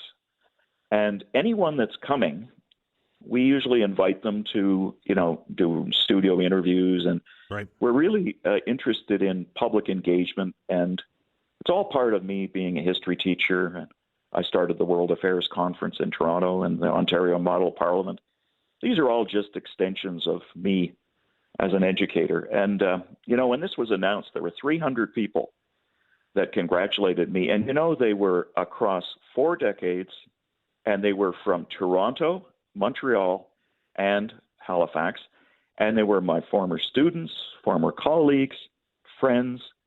And I just found it amazing. And, I'm just thrilled tonight to be honored at the dinner. I really am. Paul, let me ask you this question. We had an author on, I think it was last week, and we had an open line segment where we were talking about the fact that many have lost the ability to have a good debate on the issues of the day, right? In the world of social media, when people put out a statement, the dogpiling starts. Do you find that in your work with the CIC that there are fewer people that are open to debating issues of the day? Very much so, but we attract them, and we've got quite a community here. When I took over the branch, we had about 8 or 9 active members and 19 paid members, and we've got over 80 now. And we're well connected with the universities, with the government of Nova Scotia. We have trade symposiums. So your point is a good one. I think COVID had a damaging effect. People became less inclined to meet together. But we had many people come to hear Bob Ray, the great debate with the students over does the UN have a future? Right. And I also brought in Kim Richard Nossel, and we filled Paul O'Regan Hall with a debate about, is Canada alone in the world? So I think people are coming back. They missed it, and they realize now that we need to do it. As far as young people are concerned, you know how passionate I am about this. I think there is an issue. I think we're not doing a great job preparing the current generation to engage in these kinds of debates. That's one of the reasons I do this. We have student members, and I recruit student members, and I train debaters from the universities and high schools. I really believe we should raise the level of discussion out there. You're right. Paul, congratulations on your prestigious award. I hope you have a fantastic dinner tonight, and look forward to seeing you in the not-too-distant future. Oh, what a pleasure. Thanks so much, Dan. That is Paul Bennett. Dr. Paul Bennett of Halifax has been named the National Volunteer of the Year for the Canadian International Council. The art of debate. We have it daily in front of the water coolers and at the coffee houses and in the workplaces and across the kitchen table. But to debate something and to be able to take something away from it rather than just yelling louder, I think is a skill that we have lost, to Paul's point. And I hope it comes back, because there's nothing better than a good debate, at least in my opinion. Time for us to stop down and take another break. When we come back, it's the smile of the Atlantic, it has been called, but it's also a graveyard for many shipwrecks. That's Sable Island, and they found a new shipwreck at Sable Island. A conversation with the operations coordinator at Sable Island National Park Reserve, Sarah Medill, when we come back. You are listening to The Todd Veinotte Show. I'm Dan Ostrand. We are back in minutes.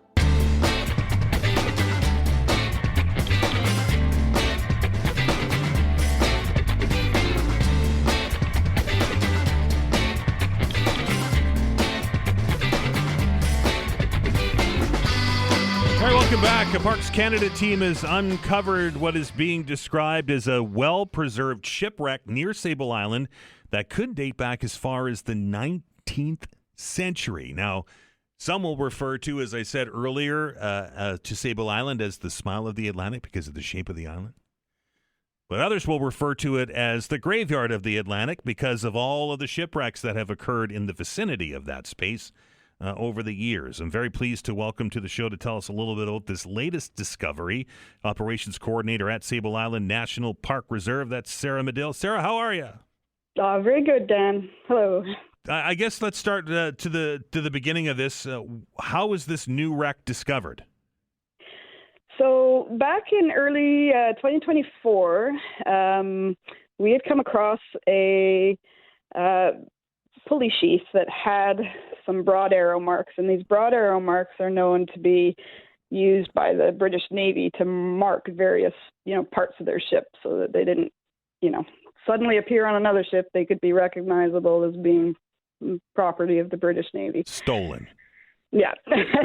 So they had quite a lot of their parts of their ships marked. And then we know from the archives that there was a British Navy ship that did come aground on Sable in 1812, and that was HMS Barbados.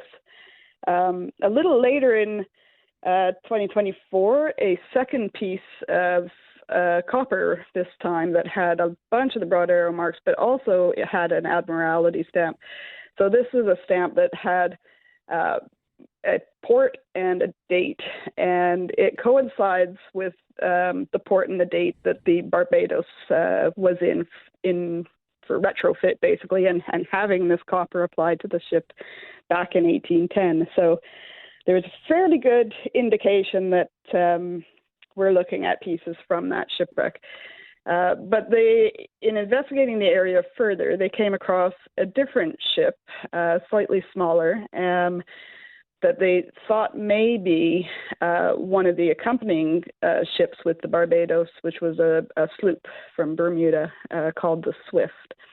So in that 1812 grounding, there was actually 4 ships involved, and 3 of them, unfortunately, were unable to leave Sable Island, but the 4th ship went back and was able to alert people that what had happened, and so there was recovery about a few weeks later of sailors that did make it ashore onto Sable Island.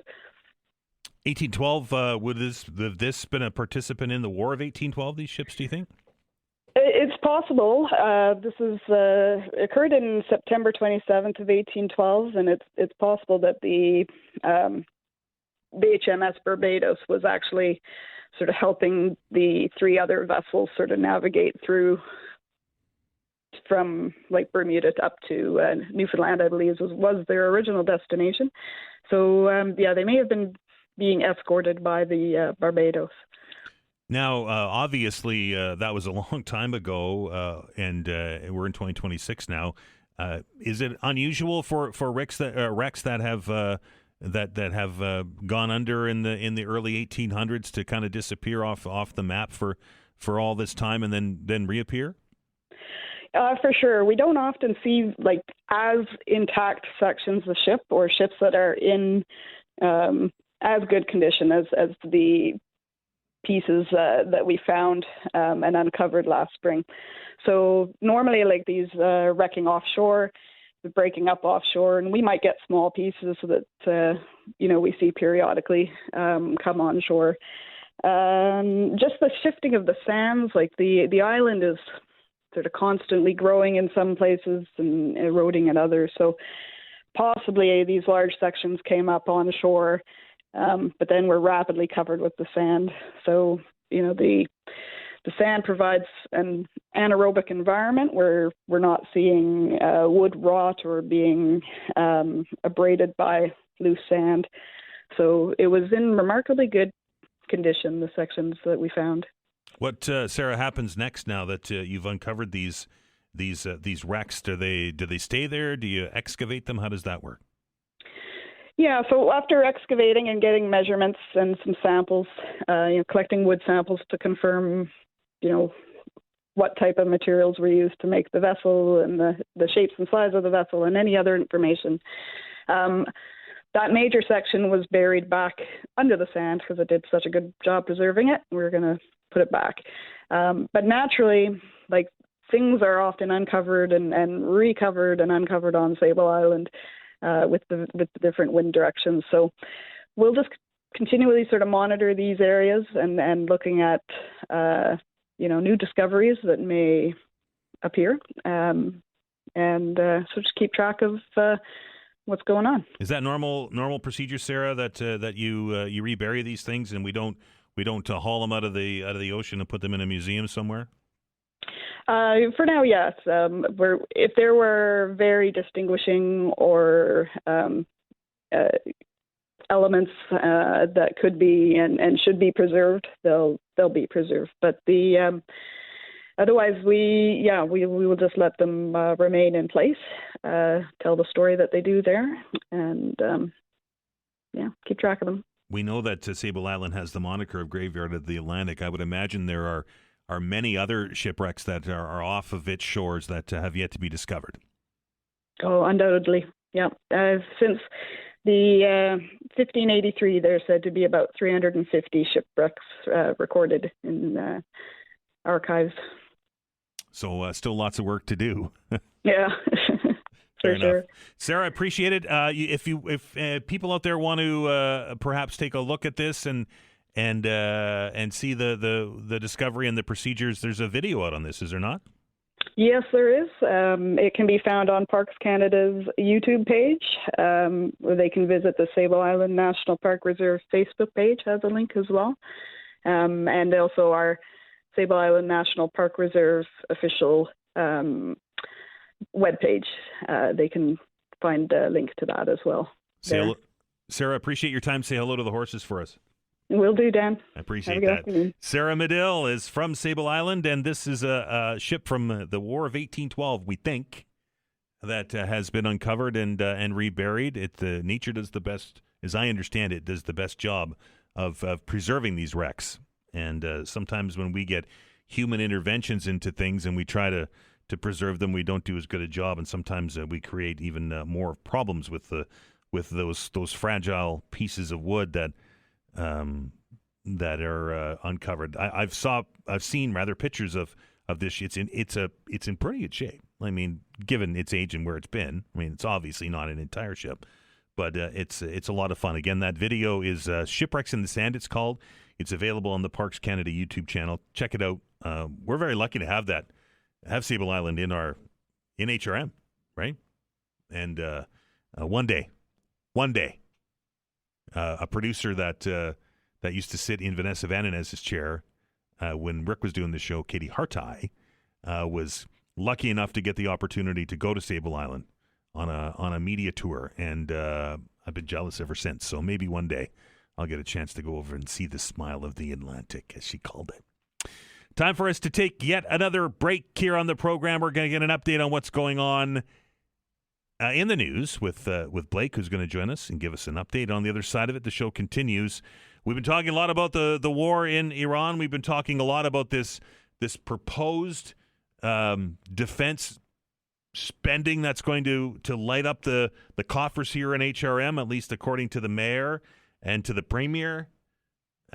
We know that we've been spending an awful lot of Canadian money and sending an awful lot of Canadian materiel to Ukraine to aid in the effort to stop the Russian advance there. But now it's time to rearm the army. What kind of mess are we in? A conversation with friend of the show from Esprit magazine, Scott Taylor, when we come back.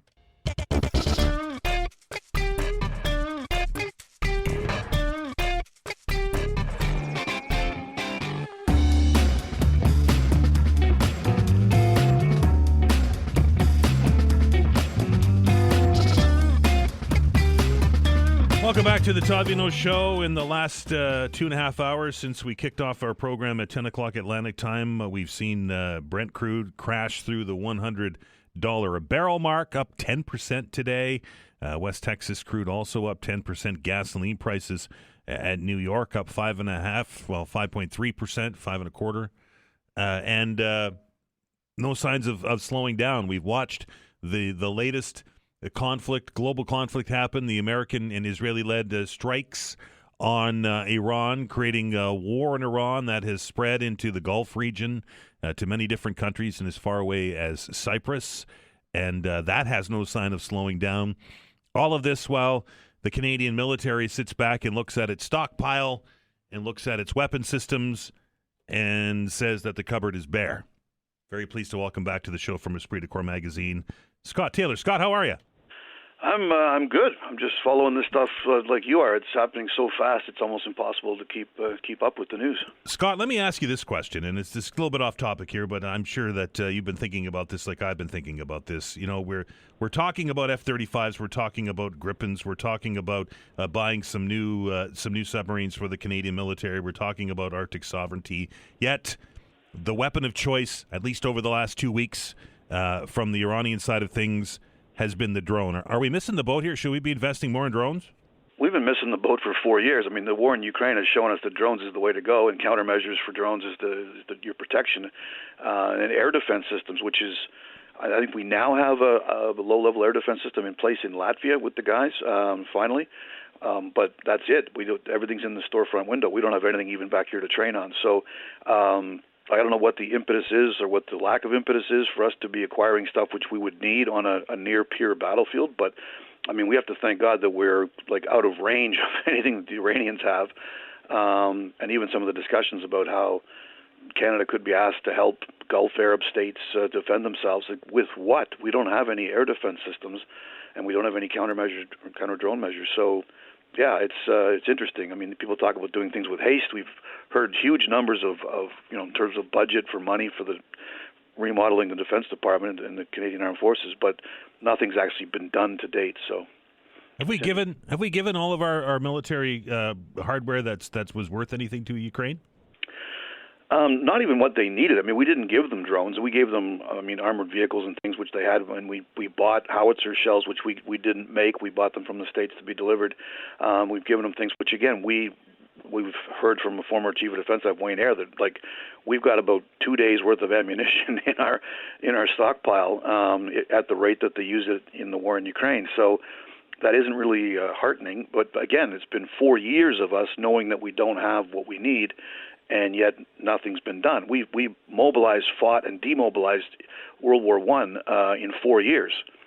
Like, it can be done if the will is there, but they're obviously, and then of course we're so under strength, and there's the whole recruiting and retention and floating plans to raise a 400,000 member reserve force with a week's training and an annual 1 week refresher training with less emphasis on physical fitness and no uniforms. Like, what the heck is that? Right, and Scott, you're of the same vintage as I, and you'll remember that when we switched over from the militia model to the reserve model, and the training was substandard, that was more of an impediment than anything else. Well, the training is the key part. I mean, you can bring in people all you want, but until you get them through and get them trained, they're just a liability. And we have a very ambitious program for the Naval Experience Program that they put in place. It's a 1-year test case that these guys can join up and see if they like the Navy. After 1 year, they don't have to sign up for the full 3. And again, the Navy sort of caters to them to make sure they get service on both coasts. They get to go to sea. They get to do all these things, which makes people who signed up for 3 years wonder why they would have done, like, why am I locking myself in and then getting the dirty end of the stick when these other guys are out there? So anytime you create a second tier of sailor or service personnel, we had that in my day, was the YTEP, the Year Temporary Employment Program. Right. That was because youth employment was through the roof, and it was just to hire people and get them off the welfare rolls. So they weren't necessarily there because they wanted to be.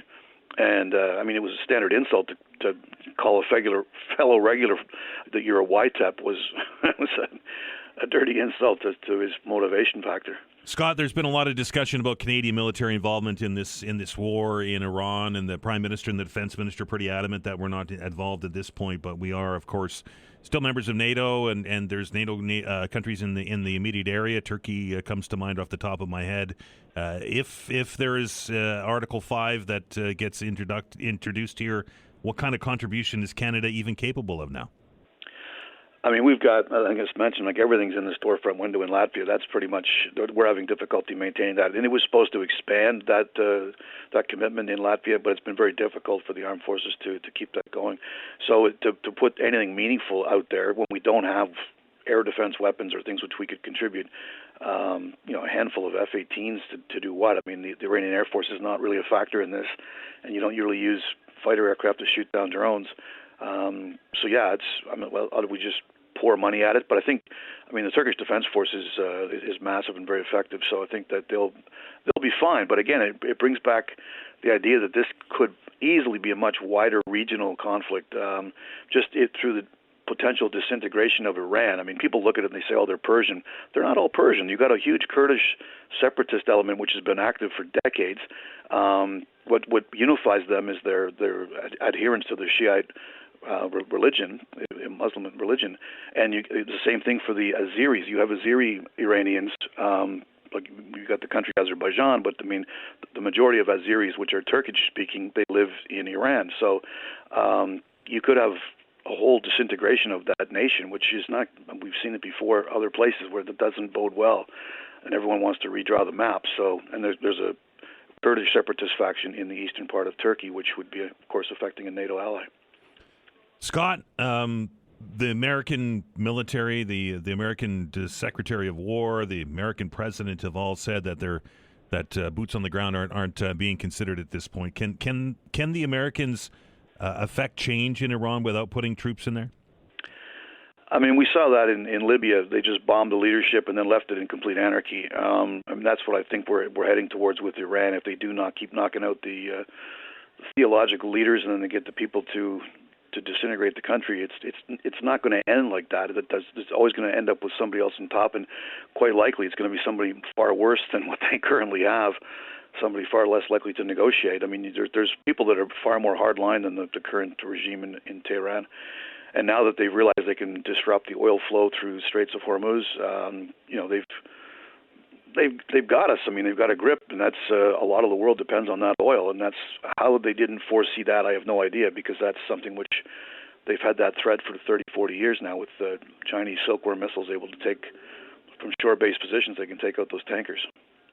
Last question, Scott, before we let you go. Because of that, because of the world being held hostage to oil prices these days, does that create an environment where we would see more countries decide to throw in with the Americans on this, or does that and that obviously emboldens the Russians, because more expensive oil helps their coffers, right? For sure. But I mean, again, there's no real battle cry here for us to rally behind the Americans. They've never given out their position on what it is they want to see or achieve as a victory. If it was simply regime change and they had someone else in mind, but they don't. We've heard that from the president himself.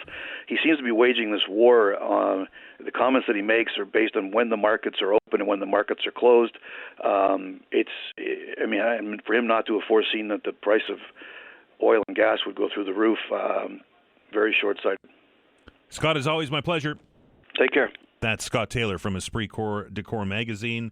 As we sit back and we watch this unfold, and the state of the military, should we be needed at this point, is in disarray, maybe is the best way to describe that. Not suggesting that the people on the front lines of that are in disarray, right? I still think that the Canadian Forces, the CAF, as they call it now, train some of the best soldiers and sailors and Air Force personnel in the world. But that being said, you can have the best trained troops on the planet, and if you don't have the gear to go with it, life is difficult. The battlefield has changed, folks. I think, my opinion, the day of the surface navy and the tank and the mechanized infantry is done. We've seen it in Ukraine. Ukraine has been able to halt the advance of the Russian army, which when this thing launched was supposed to be the second biggest in the world or the second best in the world. They've managed to halt it with some cheap drones. We'd love to see the submarine contract here, right? We are certainly very happy for the surface Navy contract down at the Irving shipyard. But at the end of the day, are we just throwing money at something that is not keeping up with the changing battlefield? I think this war in Iran is certainly going to demonstrate that. Time for us to take another break here on the program, but the show continues. On the other side of it, we are going to dig into, we've had conversations with people from the Old Farmer's Almanac in the past, correct? Well, we're through the winter season now and the predictions, and now we're getting everybody ready for spring. Can you believe it? We're talking about planting seeds and getting your garden ready. Editor-in-Chief over there at the Old Farmer's Almanac, Carol Connare, will be joining us. You're listening to The Todd Veinotte Show. I'm Dan Ahlstrand, and we are back in minutes.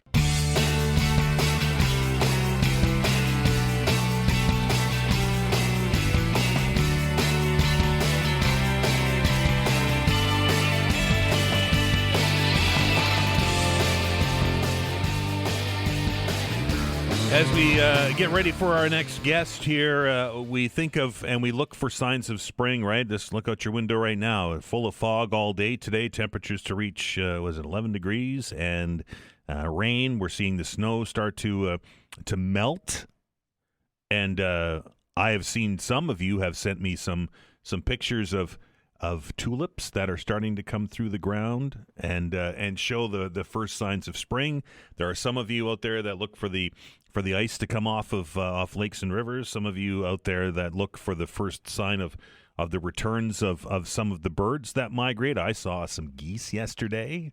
Haven't seen a robin yet, but that doesn't mean that they're not out there. Those are all signs of spring that we look for. Also, what I look for is gardeners and horticulturalists alike starting to get their seeds up and growing and getting ready and getting set to plant for the 2026 growing season.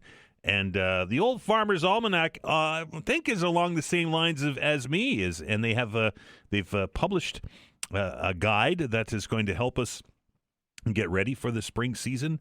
And it is a sign of spring, at least in my world. I'm very pleased to welcome to the program today the editor-in-chief over there at the Old Farmer's Almanac. That's Carol Connare, and with her, the 2026 Garden Guide magazine. Hello, Carol. Hi, Dan. How are you? I am well. It was when I received this thing, it was like, we're not talking about the cold. We're not talking about the snow. We're talking about digging up the soil and getting the garden ready for the year. It's so exciting. And I heard you say you have tulips. You've had reports of tulips. I've only heard reports of snowdrops here, but it's a sure sign. It is. You start to see those sprouts come through the ground. And I mean, up here in our part of the world, it's, they'll poke their head through the snowbanks to get out. So I'm looking forward to seeing the green return. This magazine, this Garden Guide magazine is really a how-to from and pardon the pun, soup to nuts. It really is. We've been publishing this for several decades, actually, in various formats, and it couldn't come at a better time of year. We come out in February, and it's, we start off just like in the Almanac with trends. What are the gardening trends? What are people really interested in? What could maybe I try new this year? And then as you go through the book, there's stories for landscapes or flowers or vegetables or, ideas for cooking fresh. And again, we're just trying to really inspire gardeners and let them know what's out there, when they're really thinking about it, which is right now. Carol, I would imagine, with world events that are going on and we're watching the impact of oil prices and gas prices and inflation at the grocery store and such that the last time around that we saw this during the COVID pandemic, that we saw people look to their backyards and look to perhaps getting a vegetable garden going. I would imagine that will be popular this year. I think so, too. And, we did see that real uptick in interest. And, it's leveled off some, but I agree. I think people are really looking for ways to save money, but also to eat better and to live better. And that truly is in the garden. And we have some wonderful stories that I think are quite targeted to that. We have a story on seed saving and heritage varieties, which we know tend to be more resilient and also, can be got from seed libraries so that people aren't maybe spending money for all their seeds. We've got a story about everyone loves to grow beans because they're so prolific, right. Green beans. But we talk about dried bean varieties. They're just as easy to grow. There's a little bit of a different process there at the end for storing them, curing them and storing them. But, I tried my first crop last year, and it was a blast. And again, talk about a food, a staple. It's good for the planet, and it's good for us. So those are some of the stories we have in the guide that I think will be directed toward people thinking, hey, I could save a few bucks. And also just kind of a wonderful story on how to start, the 12 most popular vegetables people like to grow. When it comes to beans, Carol, I can tell you here in the Maritimes, everybody's got a bean recipe, right? And if they don't, they might have to move. Fair enough. And instead of going to the local supermarket, you can grow your own. You mentioned heirlooms, and that's something that has kind of made a resurgence as of late. It's everybody wants the new shiny hybrid, the new latest variety that's going to be more prolific in certain zones or whatever. But those heirlooms they're called heirlooms for a reason. They've been around forever. It's so true, and I always say that when I'm talking to people that maybe had struggled with this or that, I'm like, try an heirloom variety because they are really resilient. They tend to be pest resistant and they tend to be disease resistant. That's why they made it around for so long. And so lots of times those new hybrids that you talked about will try to take some of those characteristics of an heirloom. So looking for that can sometimes help, especially a beginning gardener who's, not going to learn it all in the first year. We find that those heirloom varieties are ones, they can make some really cool vegetables too, cool looking things that we don't always see in the store. And I think that's a great place for people to start. Purple carrots. Purple carrots, right? Exactly. And like funky purple tomatoes or tie-dyed tomatoes. Those are all wonderful heirlooms. Another chapter in the magazine that caught my interest, and I'm sure it will many here in Nova Scotia, given our drought conditions and the last several years dealing with wildfires, is that you've got a section here where we can help the effort by putting heat-resistant plants and those kind of things into our gardens this year. That's really one of my favorite stories, because it's true. There's many areas of North America that are dealing with this. Really, our first business is weather and the Old Farmer's Almanac, but there really are weather patterns we're seeing that are affecting, the incidence of wildfires. And so what can I do to protect myself? Well, vegetable gardens are actually one of the best defenses. They get a lot of water and a lot of attention, but we really talk about even the landscaping around your home. And as you mentioned, yes, what are some great things to grow? Things we know, the oak tree, but what about the mulberry tree? Milkweed can be a real protector. Elderberry's kind of a favorite tree right now. And so all of these have not only properties that can protect your landscape and your home, but they also have other uses, whether they produce fruit or some other, good that you can use from the tree or shrub. And the milkweed brings the monarch butterflies, which we love, and lots of other pollinators as well. Right. The magazine, is it available now? It's available now. It should be in sort of anywhere you buy gardening supplies, but also bookstores where you get newspapers, the newsstands that are left out there. We're just about everywhere. Also, almanac.com is a great place to buy any of our products. 2026 Garden Guide. I bet you it'll be on kitchen tables this weekend. Carol, I appreciate your time. Happy spring, Dan. Thank you. Happy spring to you, too. That is Carol Connare, the editor-in-chief over there at the Old Farmer's Almanac. That's going to do it, folks, for this edition of the Todd Veinotte Show. Thank you to Carol and to Scott and to all of our guests who joined the program today to share their knowledge. I learn something every day here on the program, and I hope that you do, too. Thanks to all of you who picked up the phone, dialed the numbers, and joined the conversation. I truly appreciate it. Look forward to the open hour each and every day. My enduring gratitude and thanks to Vanessa Vandenez on the other side of the glass. Cannot do this show without the hard work that she does each and every day, and it is extremely appreciated. Tomorrow is the fabulous Friday edition of the show, but a little bit different. We are going to spend an hour tomorrow with the Premier of Nova Scotia. Tim Houston is going to be in studio from 12 until 1 to answer questions about the budget, to answer questions about his government, and to answer questions from you. So I hope that you participate. It's always a busy segment, so I would suggest you get your calls in early, and we'll spend an hour with Premier Houston tomorrow here on the program. Open hour as well as part of the Friday free-for-all, and Alistair will be here with the forecast, and Tim will be here to talk about politics this week. Until tomorrow, folks, be careful out there. Still a little bit foggy, but spring is here. Have a fantastic day. Get out there and enjoy Nova Scotia. Be well, and remember, it's important to be kind to one another.